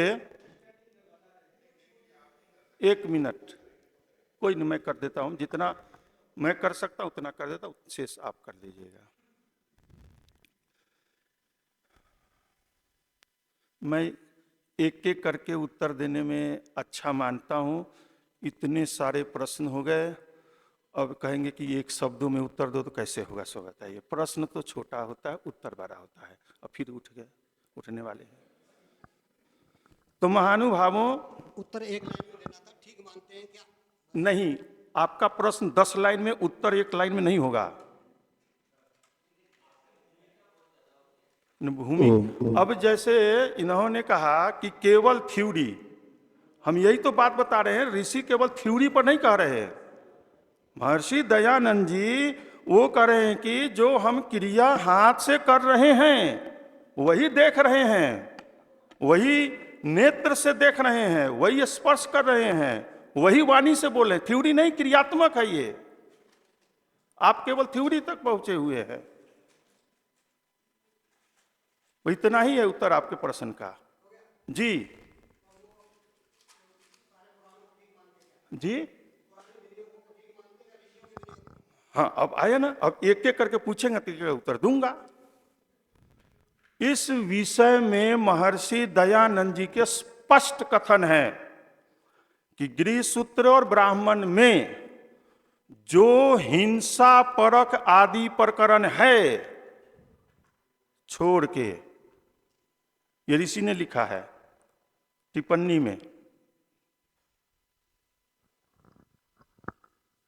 पर वो तो ऋषियों के हैं, और ऋषियों के आगे किसी को आने नहीं दे रहे, नयों को आने नहीं दे रहे, नए तो कुछ कर ही नहीं सकते। आपके प्रश्न का उत्तर मिला ना, कि वो हिंसा परक जो आपने प्रकरण दिए उसके बारे में ऋषि ने कहा छोड़ करके, इस उत्तर से सहमत है या नहीं है? ठीक है ना? अब नयों के लिए तो उसके लिए महर्षि स्वामी दयानंद सरस्वती जी बहुत सुंदर बात कर रहे हैं। जो उन ग्रंथों में ऐतरेय, शतपथ, ब्राह्मण, पूर्व मीमांसा, श्रौत सूत्र इत्यादि ग्रंथों में जो विनियोजित है उनको करना, और उससे अतिरिक्त अन्य यदि करते हैं, हम ग्रंथ रचना करते हैं या क्रिया करते हैं, तो कहते हैं अनऋषिकृत, वो आर्ष नहीं होगा, अनार्ष होगा।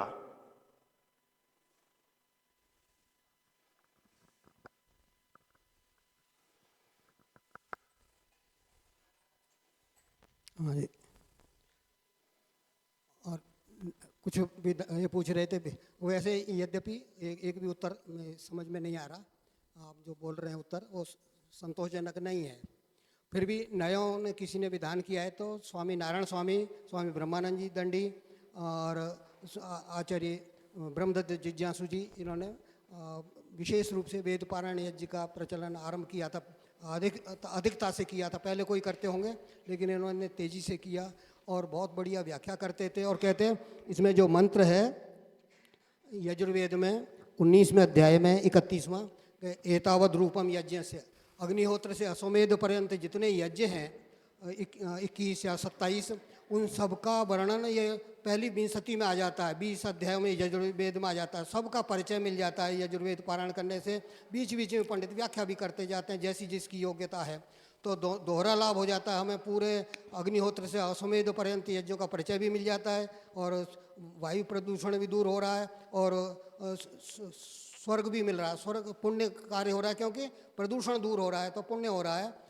तो स्वामी जी कहते थे, स्वामी ब्रह्मानंद जी दंडी, ये अग्निहोत्र से अश्वमेध पर्यंत यज्ञ तो आज लोग करने नहीं देते या करते नहीं है, परंतु उसका जो पूरा पुण्य का लाभ है वो यजुर्वेद पारायण से, वेद पारायण यज्ञ से मिल जाता है। फिर इसका उत्तर वैसे तो मैं पहले दे चुका हूँ, वही अनऋषिकृत, अनार्ष होगा। चाहे ब्रह्मानंद जी स्वामी जी हों, चाहे उनसे बड़े हों, छोटे हों, इनके द्वारा जो यज्ञ जो अग्निहोत्र पर्यंत मध्य के बीच में नहीं है, जिनका ऋषि ने विधान किया उसके अतिरिक्त है, वो अनऋषिकृत हो जाएगा। एक बात और यहाँ पर, इस बात को महर्षि दयानंद जी वहाँ पर कहते हैं ऋग्वेदादि भाष्य भूमिका में, स्वामी जी भी अपने तरफ से कोई यज्ञ का विधान कर सकते थे इस विषय में, तो कहते कह तो देता, पुनः कथन कर देता। तो वहाँ दो दोष बताए कि अनऋषिकृत ग्रंथत्वत और पुनरुक्त पिष्ट, इसलिए उन्होंने दोबारा नहीं किया। तो ऐसे आप या कोई व्यक्ति ऐसा कर तो लेता है लेकिन वो आर्ष नहीं होगा, अनार्ष होगा। चाहे दुनिया भर के कितने इस समय वर्तमान के जितने भी विद्वान ऋषि को छोड़कर के अन्य जितने भी हों, सारे मिलकर के भी यदि एक नया बनाते हैं तो वो मनुष्यकृत होगा, आर्ष नहीं होगा। जी आचार्य जी। पर जिनको आप आर्ष मानते हैं उनको भी नहीं मान रहे, नयों को भी नहीं मान रहे, फिर किसको मानेंगे? आप कहेंगे वही माने, या कोई नया भी शतपथ को नहीं मान रहे, तैतृय संहिता को नहीं मान रहे, सांघान संहिता को नहीं मान रहे, और जो उनके जो स्रोत आ गए उनको भी, बोधायन को नहीं मान रहे, तो फिर किसको मानेंगे? पुराने को आप मान नहीं, ऋषियों को, जिसको आप ऋषि कहते हैं उसको नहीं मान रहे, नए को नहीं मान रहे। आप कहें वो ठीक है और कोई नया पुराना कहे तो ठीक नहीं है, ये गलत है। जी आचार्य, हो गया, आपका उत्तर आ गया। मैं नहीं कह रहा कि मैं कह रहा हूं, इन्होंने कहा कि आप जो कहें ठीक और वो कहें सो गलत। ऐसा मैंने कभी नहीं कहा कि मैं कह रहा हूं या करवा रहा हूं वो ठीक है। हमने कहा इन ग्रंथों में अग्निहोत्र से अश्वमेध पर्यंत वो मेरा कहा हुआ नहीं है, ऋषि मुनियों का है। जी आचार्य, आपका उत्तर आ गया। स्वामी तस्पति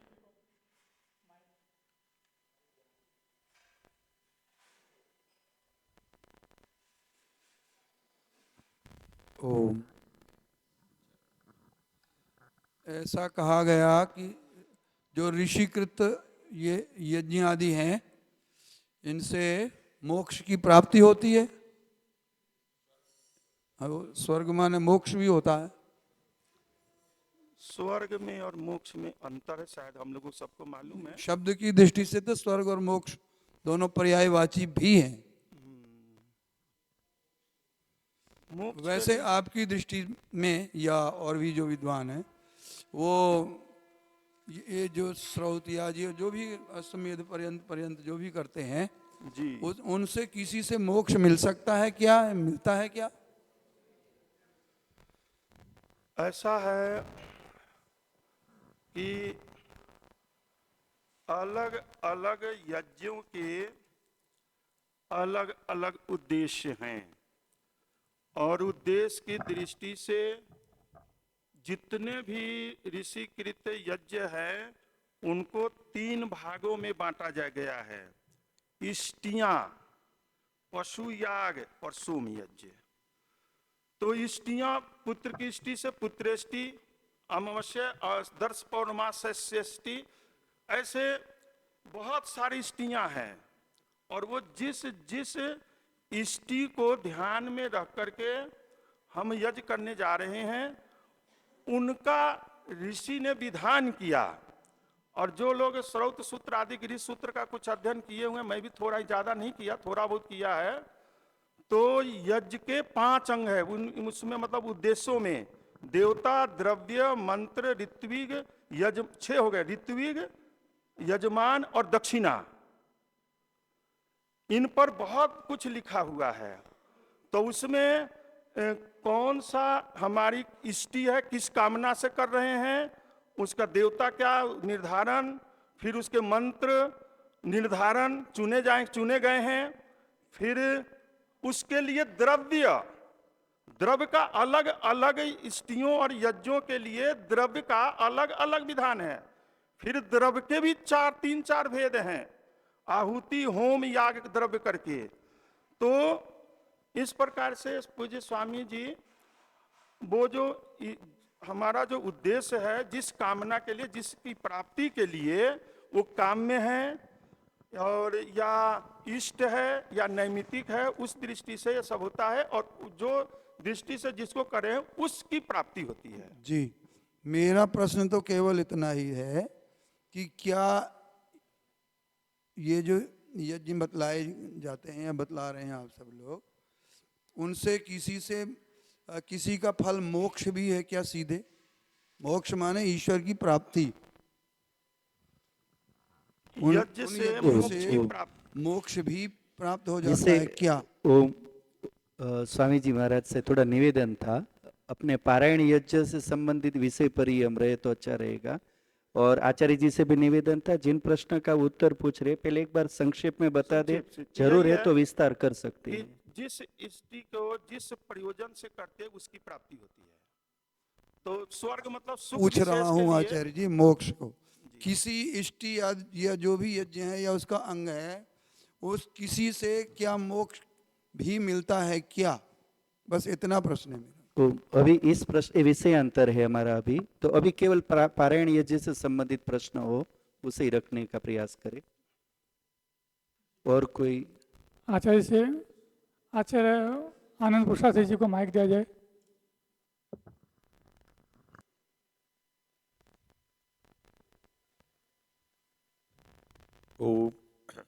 सदन को नमस्ते। आचार्य जी, आप ऐसा मंत्र चारों वेदों में से कहीं से निकाल के दिखा सकते हैं जिसका ईश्वर परक अर्थ निकल ही नहीं सकता?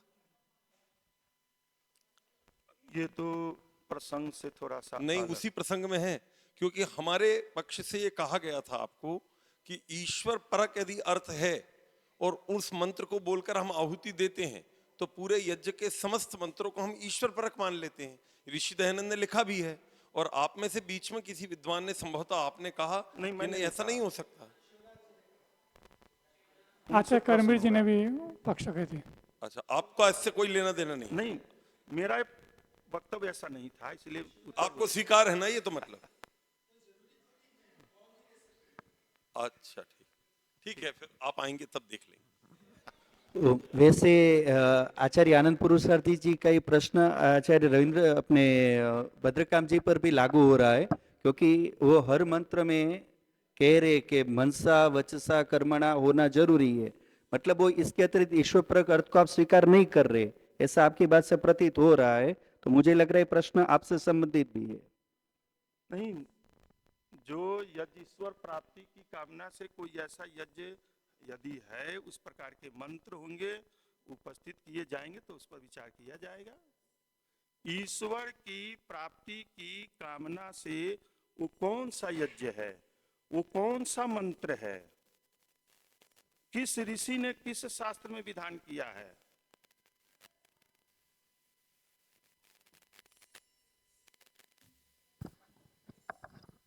देखिए, मैं तो इतना निवेदन कर रहा था आचार्यवर कहीं बात इधर उधर ना हो जाए जी, कि महर्षि दयानंद ने लिखा है कि चारों वेदों का मुख्य प्रयोजन क्या है। वो भाषा थोड़ी सी, एक मिनट देखना वो। सर्वे हाँ जी, ये जो कर्मवीर जी का प्रतिपादन था ना, वो निकल आएगा प्रमाण, आप चाहेंगे तो वो है। अभी निकालना भैया जरा सा। तो पंक्ति है, सर्वेषाम एव वेदानाम ईश्वरे एव मुख्य मुख्य तात्पर्यम तात्पर्यम अस्ति। मैं उस पर केंद्रित हूं। जब मेरे 20,349 मंत्रों का मुख्य तात्पर्य परमात्मा है, और मैं आप विश्वानी देव सवितर उदरितानी परासव से आहुति दे रहे हैं, परमात्मा का भाव आप रखे हुए हैं वहां पर। मैं पूरे 20,349 मंत्रों में ईश्वर का परक भाव रखा हुआ हूं और मैं आहुति दे रहा हूं। अब मेरा पूरा यज्ञ ही ईश्वर परक हो गया है। मैं ये कह रहा हूं, चाहे तीनों वक्ताओं में जो भी चाहें देख लें, मैंने अपनी बात रख दी। सर्वप्रथम 20,000 के 20,000 कुछ मंत्र, उनका केवल ईश्वर विषय हो, केवल ईश्वर और दूसरा न हो। क्या कहना चाहते हैं? मुख्य मुख्य हाँ जी, ठीक है। यद्यपि ज्ञान, कर्म, उपासना, विज्ञान, ये चार विषय, वो एक अलग बात है, परिप्रेक्ष्य बदल रहा है। हमारे चारों वेदों का अर्थ मेरे ऋषि कह रहे हैं कि मुख्य तात्पर्य ईश्वर एव अस्ति। मैं उस पर आपसे निवेदन केवल उस प्रमाण का यदि आचार्य जी आप उत्तर दे दे, जो ऋषि की चलिए, पंक्ति वो मिल दे रही है, देंगे, केवल ठीक उसका है। उत्तर दे दे वो दे तो देंगे। लगभग उत्तर आ जाएगा कि इसका आप क्या अर्थ करते हैं। ठीक है, उनको उत्तर दे देंगे आपको। आपसे पूछा जा रहा है उस पंक्ति का आप क्या अर्थ करते हैं। उस पंक्ति का देखिए, थोड़ा उत्तर थोड़ा बड़ा होगा। छोटा तो आचार्य जी आप देते ही नहीं है, हैं? छोटा तो आप देते नहीं, इसलिए पे सारा बहुत सारा व्यवधान होता है। थोड़ा क्या उत्तर जी, होगा? ओम। किसी सुनिए, ऋग्वेदादि भाष्य भूमिका का प्रमाण है हमारे पास। आप देखिए, इसके अगेंस्ट में कुछ बोलना चाहते हैं तो नहीं बोल दीजिए। अगेंस्ट में नहीं, उसकी नहीं, व्याख्या करूंगा। बस प्रश्न आ चुका है, केवल पंक्ति का आचार्य जी करना है बस। उस मैं पंक्ति थोड़ा का सा क्या अर्थ इसमें है इसलिए कहना संक्षेप चाहता हूं में। कि इसमें थोड़ा बहु वक्तव्य है। अब तक तो मैं कर दिया होता। कुछ मंत्रों में केवल ईश्वर का वर्णन है, ईशावास्यम इदम सपर्यगा शुक्रम इत्यादि। कुछ में सृष्टि का वर्णन है, ऋतंच सत्यंच विधा तपसो अध्यय, सृष्टि विद्या का है उसमें। जहां पर सृष्टि, तो सृष्टि को क्रम से सृष्टि का कर्ता ईश्वर है, इस रूप में मुख्य अर्थों ऐसे घटा सकते हैं, लेकिन उस मंत्र का मुख्य प्रतिपाद्य विषय देवता ईश्वर नहीं है। कहीं पर अग्नि है, कहीं पर सूर्य है, कहीं पर चांद है, कहीं पर पृथ्वी है, कहीं पर जीव जंतु है, पेड़ पौधे हैं, इत्यादि इत्यादि। लेकिन इसके कर्ता ईश्वर है, इस रूप में मुख्य तात्पर्य वहां है, लेकिन साक्षात सीधे ईश्वर का व्याख्या नहीं है वहां पर। परोक्ष रूप से कह सकते हैं। स्वीकार कर लिया है आप? नहीं स्वीकार क्या, मैं कह रहा हूं। आपने स्वीकार कर, नहीं, इनडायरेक्टली कहना आप क्या, मैं स्वीकार कह रहा हूं, स्वीकार करना क्या, मैं तो अर्थात कहीं ना कहीं प्रत्येक मंत्र में ईश्वर को स्थापित किया जा सकता है। मतलब वहां पर परंपरा से गौण, हाँ ठीक है ना, परोक्ष रूप से है। जब लेकिन मैं सीधे यज्ञ नहीं में है। उस मंत्र को बोलूंगा, ठीक है, तो हो मैं गया। एक ढंग से ईश्वर परक मानकर आहुति दूंगा। नहीं, उस मंत्र का देखिए बंधु जी, एक मैं आपको बताता हूं।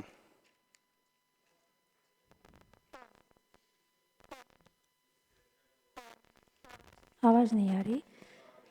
ये ईश्वर परक अर्थ आपने जो कहा था, आचार्य जी जो जवाब दे रहे हैं कि मंत्र का अर्थ ईश्वर को लेकर के नहीं किया जा रहा है, तात्पर्य होना एक अलग बात है और ईश्वर परक अर्थ करना एक दूसरी बात है। आचार्य जी वो भेद कर रहे हैं कि अर्थ तो मंत्र का सूर्य देवता को लेकर के किया जा रहा है, तात्पर्य अलग बात है कि क्योंकि ईश्वर ने वो सूर्य बनाया है और सूर्य की ये सामर्थ्य है, इसलिए ईश्वर का उसके साथ संबंध हो जाता है। बाकी मंत्र का अर्थ तो सूर्य परक है।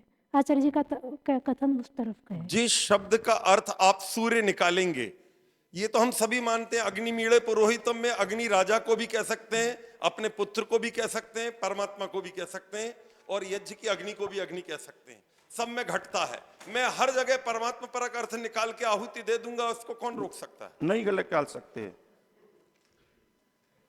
इसमें जो देवता आता है ना, याज्ञ देवता, जो मंत्र के जो देवता होते हैं, उसमें जब जिस देवता के नाम से आहुति देते हैं, उस देवता के नाम से प्रेष्य वाक्य होता है।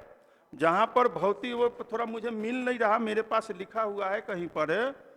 आचार्य जी आपका उत्तर आ गया है। सब में ईश्वर परक अर्थ नहीं किया जाता है, ये आचार्य जी का कथन है। जी, वो मिल नहीं रहा, तो मैं बता देता मैं आपको। ऐसे कई मंत्र मिल जाएंगे जिसमें सीधा ईश्वर परक अर्थ नहीं किया। जी आचार्य शीतल जी, आपको कुछ पूछना था, पूछिए। वहां पर जो मंत्र के बाद में आचार्य जी प्रेष्य वाक्य होता है। प्रश्न पूछ रहे। हो गया, ठीक है।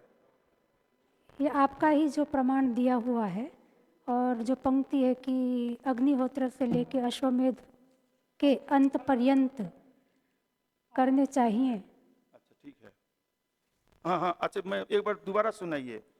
क्योंकि उनके अनुष्ठान का, उनके अर्थात अग्निहोत्र से लेके अश्वमेध पर्यंत जितने याग हैं, उनके अनुष्ठान का यथार्थ विनियोग ऐतरेय, शतपथ आदि ब्राह्मण, पूर्व मीमांसा, श्रौत और गृह्य सूत्रादि को में कहा हुआ है। ये ऋषि दयानंद सरस्वती जी की पंक्ति है, जिसको आपने प्रमाण के रूप में उद्धृत किया है, और इससे आप ये स्वीकार कर रहे हैं कि ऐतरेय, शतपथ आदि ब्राह्मण में या पूर्व मीमांसा में या श्रौत सूत्रों में या गृह्य सूत्र और आदि भी लिखा हुआ है, उनमें जो भी बातें कही हुई हैं वो स्वामी जी उनको स्वीकार कर रहे हैं। और एक और अभी आचार्य आनंद प्रकाश जी ने जो बातें कही थी वो भी इन्हीं ग्रंथों से ही उद्धृत की हुई थी, और वहाँ पर स्वामी जी कह रहे कि इनको हटा दो आप। तो इन दोनों के बीच में आप संगति कैसे लगाएंगे? स्वामी जी ने लिखा है ना टिप्पणी में कि उनमें से जो हिंसा परक आदि प्रकरण है उसको छोड़ देना, अमान्य किया है। नहीं, वो भी ऋषि की वाणी है ना, वो भी किसी ऋषि का लिखा हुआ है, तो एक ऋषि की बात दूसरा ऋषि काट रहा है, ऐसा हम कहेंगे?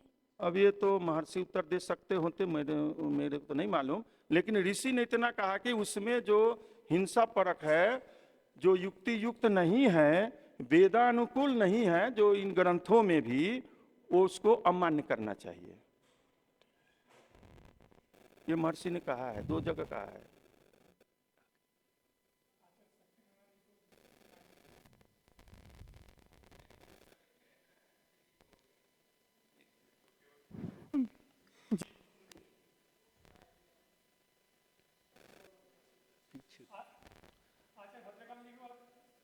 पानी पीने गए हैं अभी, पानी पीने गए हैं अभी। डॉक्टर सुखदास जी।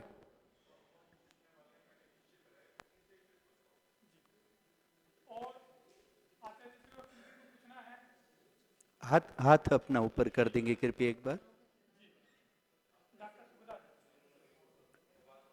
आचार्य जी, आपने ज्ञान कांड, विज्ञान कांड ये और उपासना कांड आदि कांडों की चर्चा की थी। उनमें ज्ञान और विज्ञान में ये कुछ विशेष भेद मानते हैं क्या? इनको कैसे पृथक पृथक देखा जा सकता है? ऋषि ने 4 कांड लिखा है। वैसे यदि अवान्तर लगता हो तो शंका समाधान वैसे में थोड़ा भी बाहर रखा हो जा जाएगा सकता अभी। है। कृपया आपस में थोड़ी बातें हो रही है, समय बहुत कम है, शीघ्रता से हम इसको निपटाएंगे। और कौन है आगे? सुरेंद्र जी को माइक। 4 हो गया क्या उत्तर? अभी तो दिया नहीं।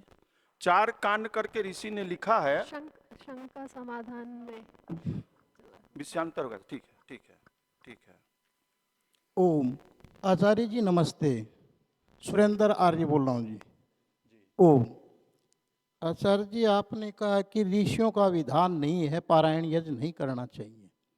तो जानकारी के लिए काफ़ी कार्य ऐसे हैं जो कि ऋषियों का विधान नहीं है, हम कर रहे हैं। जी क्या, एक बार फिर से बोलिए।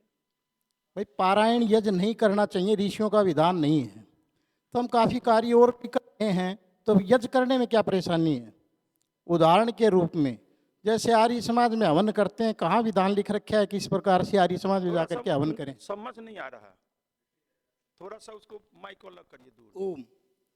आचार्य जी, आप कह रहे हैं कि ऋषियों का जो आदेश है उसके अनुसार पारायण यज्ञ नहीं करना चाहिए, आदेश नहीं है। तो काफ़ी कार्य ऐसे दिखाई देते हैं जो कि ऋषियों के आदेश नहीं है, फिर भी हम करते हैं, तो ये पारायण यज्ञ भी कर लें तो क्या परेशानी है?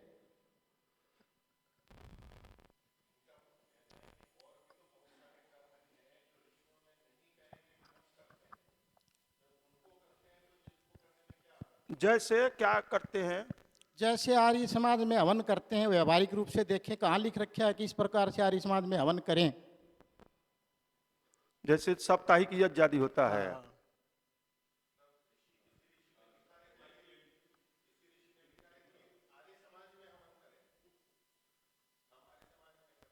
वो ऋषियों ने तो कहा नहीं है कि हम आर्य समाज में करें, तो ये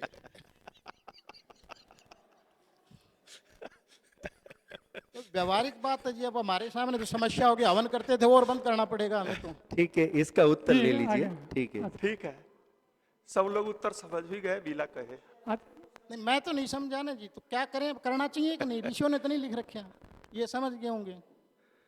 इस पर वैसे एक बार हमारी मीटिंग विद्वानों की हुई थी, 19 विद्वानों की, जनकपुरी सी ब्लॉक में। रमेश जी बैठे हैं, बहुत पुरानी बात है। तो ऐसे प्रश्न आए, तो संस्कार विधि इतिहास को नहीं में रखे, जो सीधा जवाब दे, इतिहास को नहीं उत्तर रखे। आचार्य जी, उत्तर यदि सीधा हो जाए तो अच्छा है, सीधा उत्तर हो जाए तो हाँ, अच्छा सीधा है, ही उत्तर समय है। क्योंकि कम तो है। उसमें सामान्य प्रकरण संस्कार विधि में लिखा है कि सब मंगल कार्यों में, सब मंगल कार्यों के आदि में यज्ञ के द्वारा ईश्वरों उपासना करे। ये ऋषि ने संस्कार विधि के सामान्य प्रकरण में लिखा। तो ऋषि हमारे लिए प्रमाण दयानंद जी हो गए, तो उन्होंने कह दिया मंगल कार्य, अब हम सत्संग करते मंगल है। तो उसके आदि में ऋषि ने यज्ञ करने के लिए लिखा। तो इस प्रमाण के आधार पर साप्ताहिक यज्ञ, पारिवारिक सत्संग आदि में हम मांगलिक कार्य जो भी है अच्छा काम है, तो उसके आदि में यज्ञ करेंगे, सामान्य होम। और सामान्य होम में हुआ कि भाई क्रम, तो कहने लगे कि स्वामी जी ने भी उसी क्रम से कुछ न कुछ समझ कर रखा होगा, जहां कुछ परिवर्तन नहीं चाहते, कुछ विशेष नहीं चाहते। तो कई जगहों पर कहा है कि पूरा पृष्ठ 4 से लेकर के 24 पेज तक संपूर्ण विधि करके, तो इसके आधार पर थोड़ा गौण प्रमाण के रूप में मान सकते हैं कि साप्ताहिक यज्ञ के लिए वहां पर इसी ने विधान के उसके अनुसार कर सकते हैं। सीधा सीधा प्रमाण तो नहीं है ना जी, जैसे पारायण यज्ञ के लिए मांग रहे हैं आप, ऐसे वहां पर तो सीधा नहीं है, सीधा सीधा तो नहीं प्रमाण भी ऐसे करना चाहिए, ऐसे यज्ञ करना चाहिए। आर्य समाज में सीधा प्रमाण तो नहीं है, उहा लगा रहे हैं, ये तो हम भी लगा रहे हैं जी, और यज्ञ कर लेते हैं। पारायण यज्ञ मंत्रों में क्या दिक्कत है? वहां सामान्य प्रकरण में लिखा ना, क्या सामान्य संस्कार विधि के सामान्य प्रकरण। ठीक है जी, तो वो सामान्य प्रकरण वो तो हर करेंगे। जगह ही करते हैं ना हम। आर्य समाज के लिए विशेष कहाँ लिखा है कि इस प्रकार से करें? प्रमाण चाहिए हमें। आर्य समाज में ऐसा शब्द नहीं लिखा है, केवल इतना लिखा है कि मंगल कार्यों के आरंभ में, यदि वो मंगल कार्य आप मानते हैं साप्ताहिक सत्संग, तो उसके आदि में यज्ञ के द्वारा ईश्वर उपासना कर सकते हैं, ऐसा ऋषि ने लिखा है। तो हम पारायण यज्ञ को भी मंगल कार्य मान रहे हैं ना जी, फिर शुरू कर जवाब आ चुका है, जवाब आ चुका है, प्रश्न को यहीं रोका। चलिए, इसके विषय मुझे और नहीं कहना है, जितना मुझे आता था उतना बता दिया। ठीक है जी, थोड़ा एक समाधान और है। तो आजकल जो हम कराते हैं जन्मदिन पर, उद्घाटन पर, वर्षगांठ पर, सगाई आदि पर, तो इनको बंद कर दें फिर, ऋषियों के अनुसार नहीं है। ऐसे आप तो 8-10 गिनाए, मैं 100-150 गिना दूंगा। तो वही तो पूछ रहे हैं, जब करें क्या, ऋषियों के तो विरुद्ध कार्य कर सीधी रहे, सी पाप बात कर रहे हैं। है, सुनिए, ऋषि ने जो कहा कि अग्निहोत्र से लेके अश्वमेध पर्यंत आर्ष है, और उसके बाद में लोगों ने जो कल्पना की हुई है वो कपोल कल्पित है और अनार्ष है। जी, आपका उत्तर आ गया। नहीं उत्तर आया, नहीं करना क्या है मेरे को ये बताओ, बंद कर दूं कि नहीं कर दूं ये बताओ, उत्तर यदि आ करना है कि चुका नहीं है। मेरे को। उत्तर आ चुका है, उन्होंने अनार्ष है। उन्होंने अपनी ओर से जो प्रयास किया है, इसका निर्णय फिर आगे होता रहेगा, पर अभी आपको उन्होंने जो भी तो उत्तर यानी देना संभावना था। कोटि में अभी भी चिंतन होगा, अभी जवाब नहीं मिला हमारे को। ठीक आप- है जी, धन्यवाद। आचार्य मैदान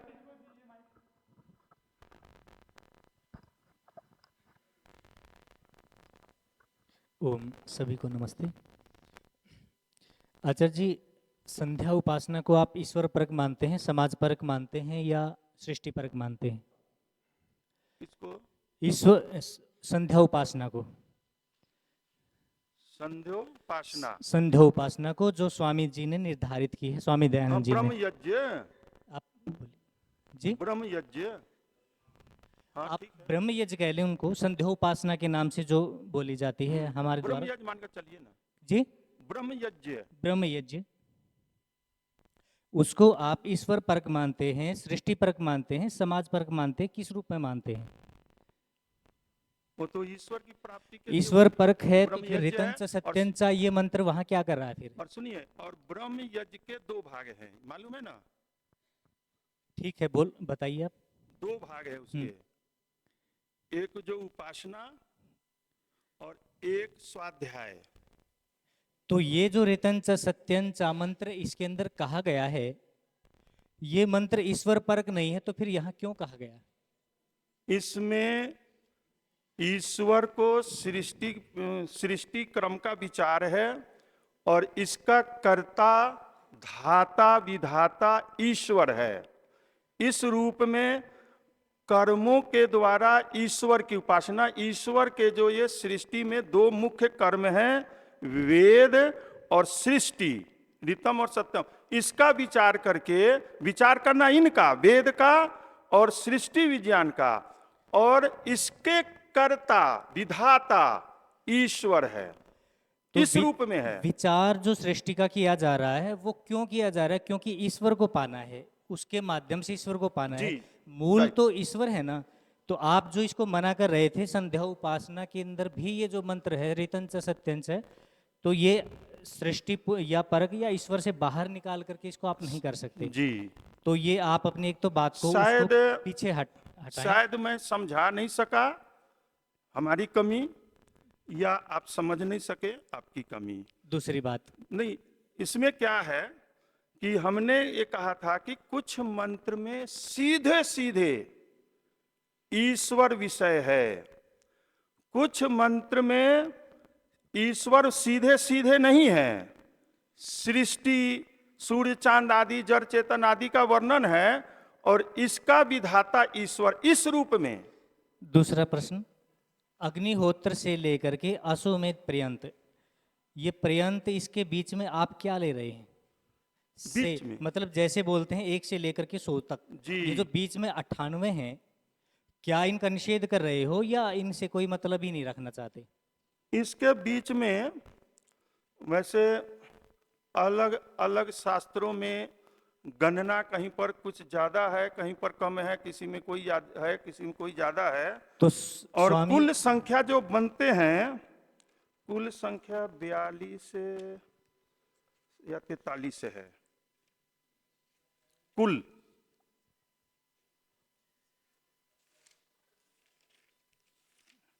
अर्थात वो याग ही होंगे ना, अग्निहोत्र से लेकर के अश्वमेध पर्यंत जो कुछ भी है बीच में याग जो ले रहे हैं 42 अपना। इन ग्रंथों में जो वहां वर्णन आया है ना, ब्राह्मण, ऐतरेय, शतपथ, श्रौत्र, गृहसूत्र, इनमें जिन यागों का वर्णन है उनको विभाजन करते हुए लगभग 42 या 43 टोटल बनते हैं।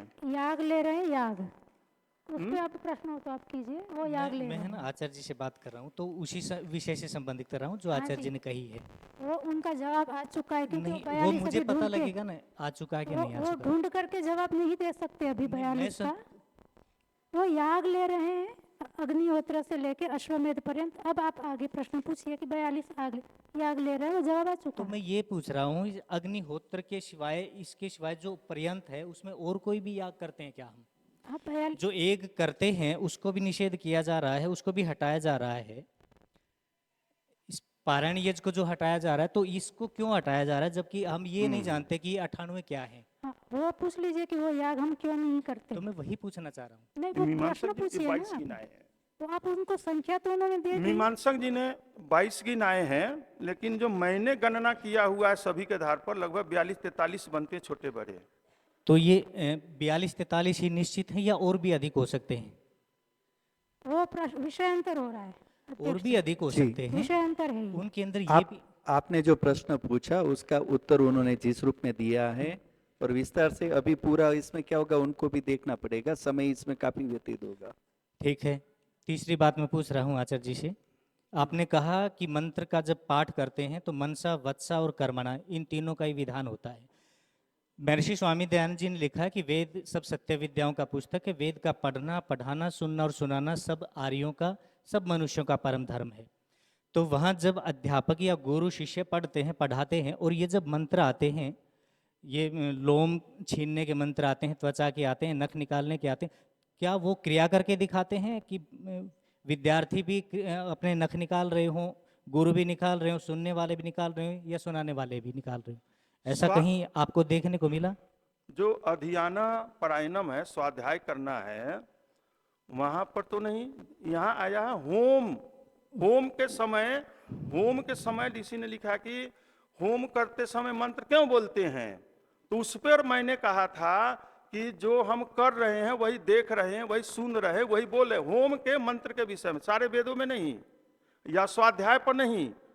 जब स्वाध्याय करेंगे, अधियाना पारायण करेंगे, तो वहां पर ये नहीं घटेगा। वहां पे उस व्यक्ति को मनसा, वाचा, कर्मणा नहीं करना चाहिए, आप ऐसा कहना चाह रहे हैं? कहां पर? जब स्वाध्याय कर रहे हो। नहीं, ऐसा मैंने नहीं कहा। मैंने कहा होम करते समय। तो आचार्य जी ये जो प्रकरण जो हमने ऋग्वेदादी भाष्य भूमिका का जो उदाहरण दिया था ना, वो होम के प्रकरण में, और उसमें कहा था कि जब हमारा सारा काम केवल हवन करने से हो जाएगा, तो हवन करते समय वेद मंत्र क्यों बोले। वो हवन के मंत्र के ऊपर हमने ये तीनों बातें कही थी, स्वाध्याय पर नहीं। आचार्य आनंद प्रकाश जी ने एक बहुत अच्छी बात कही है कि वहाँ है ना एक विधान, मतलब एक बताया जा रहा है, एक मंत्रणा की जा रही है कि ये जो क्रिया है ना ये ऐसे होनी चाहिए। गुरु शिष्य को बता रहा, उसकी अनुवृत्ति आप वहाँ लगा रहे हैं, अंत्येष्टि के अंदर लगा रहे हैं, वो कहीं और भी लगाई जा सकती है, दूसरी जगह भी लगाई जा सकती है, हो सकती है। लेकिन वहाँ मनसा, वाचा, कर्मणा का जब ये विधान कर रहे हैं ना, ये विधान से मुझे थोड़ी सी चिढ़ है, शायद आप ठीक कर रहे हैं और शायद मैं भी ठीक कर रहा हूँ। कारण ये है कि आप स्वाध्याय वाले प्रकरण पर लगा रहे हैं, और मैं वहाँ जो ऋषि ने कहा था होम करते समय, होम में वेद मंत्रों में से चुने हुए जो मंत्र है, उसमें हम सारे मंत्र के लिए वो नहीं कह रहे थे, केवल चुने हुए जो जिन जिन यज्ञों में महर्षियों ने मंत्रों को चुना है, चयन करके विनियोग किया है, उसके बारे में कह रहे थे हम। तो मनसा, वाचा, कर्मणा लग भी सकता है और नहीं भी लग सकता है। वहां पर लगेगा और वहां नहीं लगेगा। स्वाध्याय काल में नहीं लगेगा। नहीं लगेगा, मतलब इसलिए वहां स्वाध्याय करने वाले को उसके ऊपर मनन चिंतन, उसको आचरण में, उसको व्यवहार में नहीं लाना चाहिए, आप ऐसा बोल रहे हैं? आप ऐसा नहीं बोल रहा। तो यही तो बोल रहे हैं। नहीं, ऐसा नहीं कर रहे। होम करते, सुनिए जी, ठीक है, धन्यवाद। अच्छा ठीक है, आपका भी धन्यवाद।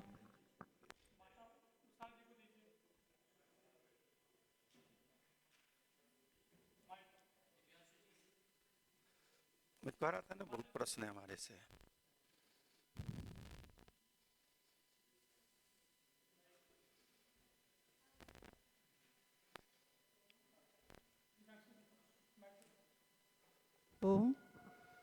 वैसे एक मैं क्या कहना माता जी एक मिनट। प्रश्न कर रही है आचार्य जी। जब पक्ष प्रतिपक्ष बनता है तो कई बार हम लोग चर्चा करते हैं, तो एक पक्ष वाले एक दूसरे की सहायता करते हैं, करने भी चाहिए। प्रतिपक्ष वाले सारे एक तरफ, वो एक दूसरे की सहायता करें, आचार्य जी तो उससे क्या होगा कि थोड़ा जो विषय मान लेते अपनी सारा एक ज्ञान व्यवस्था- सबके पास नहीं होता। अपनी व्यवस्था जैसी अभी निर्धारित है उस हिसाब से चलेगा, फिर मीटिंग में करेंगे ये चर्चा। चलिए। तो मेरा प्रश्न था कि हम जो हमारा जो अपना अनुभव है, हमारा वहाँ जो लोग जो जोड़ी होते हैं आर्य समाज के साथ, यज्ञ से जुड़ जाते हैं। जहाँ भी हो जगह हो तो लोग आ जाते हैं, घी देते हैं, दक्षिणा भी देते हैं, कोई देते हैं। और पारायण भी ग्रामवासी इकट्ठे होकर करते हैं। कोई कोई व्यक्तिगत रूप में मैंने प्रतिवर्ष चतुर्वेद पारायण यज्ञ भी करते हैं। कोई ये करना उचित है या नहीं, प्रश्न प्रश्न। और द्वितीय है कि वो बहुकुंड यज्ञ होता है हमारा उड़ीसा में बहुत सारे, बहुत दिनों से, 4-5 साल से। अभी तो दयानंद जी का 200 वर्ष का जयंती से होता है, फिर 151 और 21 ऐसे यज्ञ होता है। वो बहुकुंड यज्ञ विधेय है या नहीं है, और वो पारायण यज्ञ है या नहीं है, ये दोनों मैं चाहती हूँ जानने के लिए। वो जुड़ते हैं, बहुत लोग इकट्ठे होते हैं, लाभ भी होता है, पैसे भी मिलते हैं, प्रचार भी होता है, बहुत सारी। आप तो 3-4 बताए हैं, हम तो 10-12 गिना देंगे और गिना देंगे।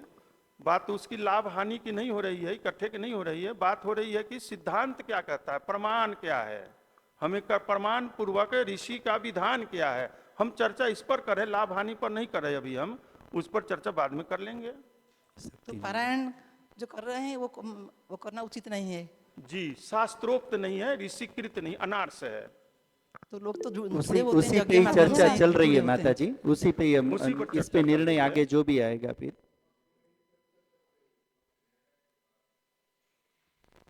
जी मैं कुछ पूछना चाहता हूँ। पूछिए। तृतीय समोल्लास लोग बहुत सा कराते थे।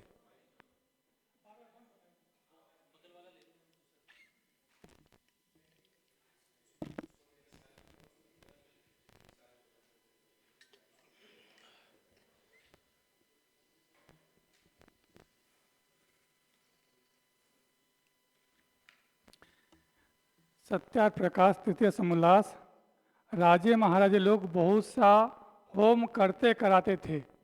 तो ये बहुत सा होम करते कराते थे का क्या मतलब है जी? ये अग्निहोत्र से अश्वमेध पर्यंत राजसूय यज्ञ जो कराते थे, जो उनका चक्रवर्ती राज होता था, पूरे भूमंडल पर जिनका होता था, वो अश्वमेध कराते थे। ऐसे मतलब इस प्रकार से वो बड़े बड़े यज्ञ, जिन यज्ञों का ऋषिकृत ग्रंथों में विधान है, उन यज्ञों को कराते कराते थे, उन इष्टियों को कराते थे, न कि कपोल कल्पित। जी अच्छा जी। दूसरा ये उसमें था कि अधिक यज्ञ करना हो तो गायत्री मंत्र से आहुति दे, और 2 लाख तक जो लिखा हुआ था उसका। जी, इस पर बहु वक्तव्य है, बहु वक्तव्य इस पर हम लोगों का शास्त्रार्थ भी हुआ है। तो ये विषय अलग से रखा जा सकता है कि गायत्री।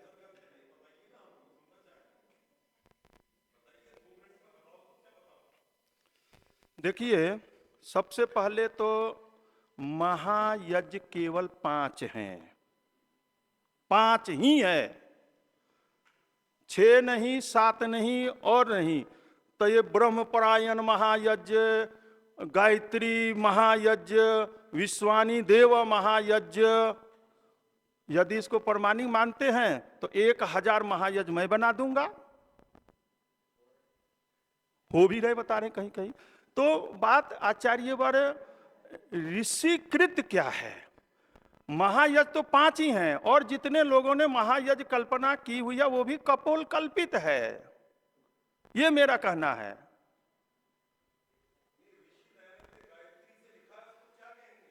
वहां लिखा है अग्निहोत्र करके और जितना चाहें, 10 चाहे 20 चाहे जितना चाहें, वो गायत्री से आहुति दे। अब अग्निहोत्र के बीच में वो कह रहे हैं तो अग्निहोत्र का भाग है।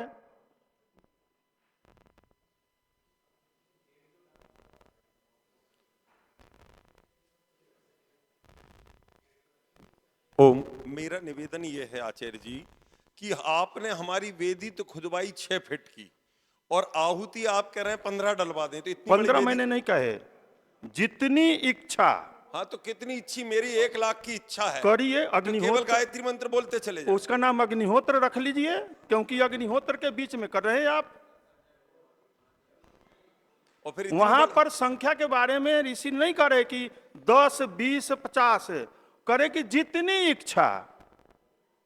अब इच्छा तो कितनी भी हो सकती है, गिनती क्यों करें हम, बहुत भी हो सकती है और गिन भी सकते हैं, वो अग्निहोत्र का भाग माना जाएगा। केवल गायत्री और विश्वानी केवल 2 ही रहेगा। ऋषि ने 2 लिखा है तो 2।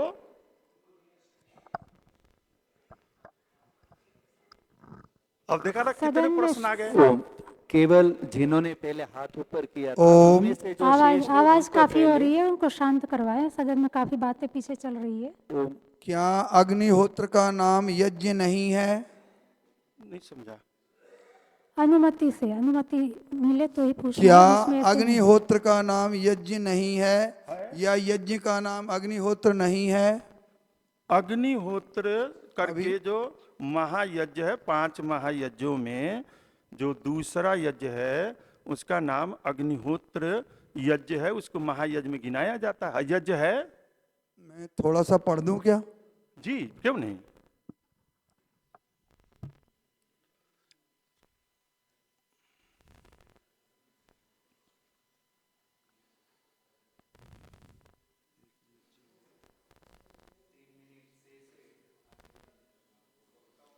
ये प्रमाण तैयार नहीं है तो दूसरा प्रश्न ले लीजिए। ये इतना समय ले रहे हैं, इतना समय लगा रहे हैं।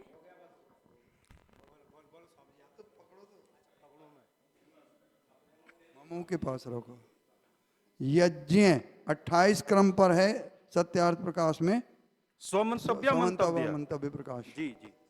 यज्ञ उसको कहते हैं कि जिसमें विद्वानों का सत्कार, यथा योग्य शिल्प अर्थात रसायन जो कि पदार्थ विद्या, उससे उपयोग और विद्या आदि शुभ गुणों का दान, अग्निहोत्र आदि जिनसे वायु वृष्टि जल औषधि की पवित्रता करके सब जीवों को सुख पहुंचाना, उसको उत्तम समझता हूँ।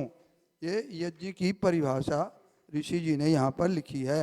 अर्थात ठीक है। मेरे प्रकरण में हुआ कि अग्निहोत्र का नाम भी यज्ञ है और जिनसे वायु वृष्टि जल आदि शुद्ध होते हैं उसका नाम भी यज्ञ है। एक प्रसंग आया था कि यज्ञ नाम नहीं रखना चाहिए, होत्र रखो या क्या रखो, तो यज्ञ नाम रख सकते हैं। तो उसका तो यज्ञ क्या महायज्ञ नाम रखा है।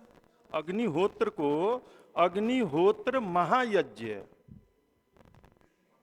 और कौन? आचार्य शक्तिनंदन नहीं।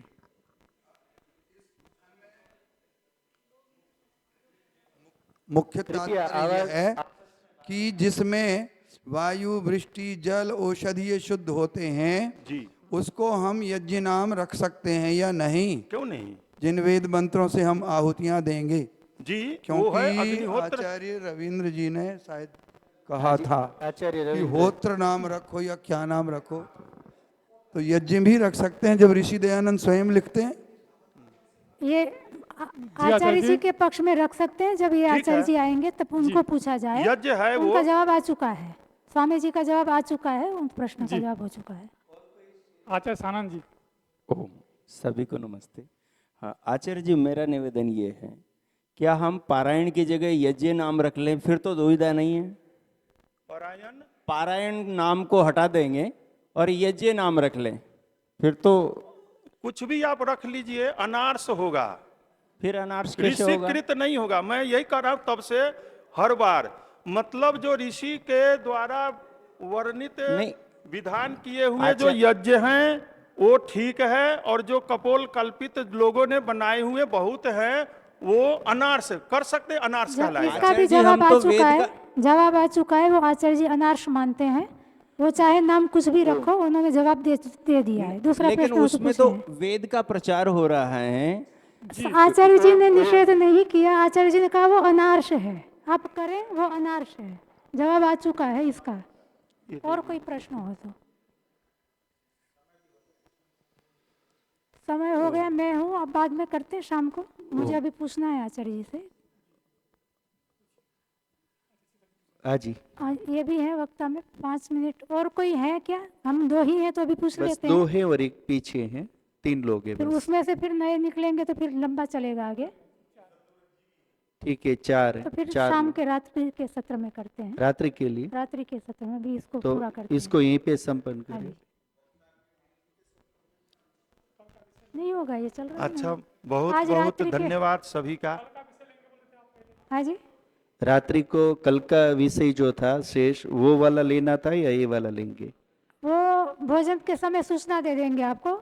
थोड़ा चर्चा करके में भोजन के समय में सूचना देते हैं। ठीक है, तो इसे यहाँ पे समापन ये कर सत्र को दें। यहाँ पे पूरा करते हैं।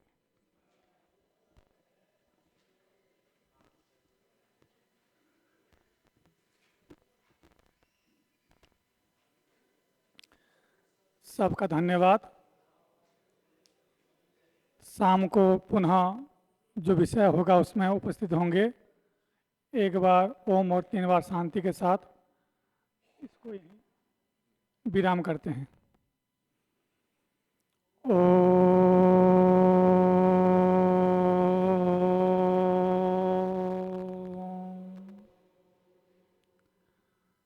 शांति शांति शांति। सर्वेभ्यो नमः।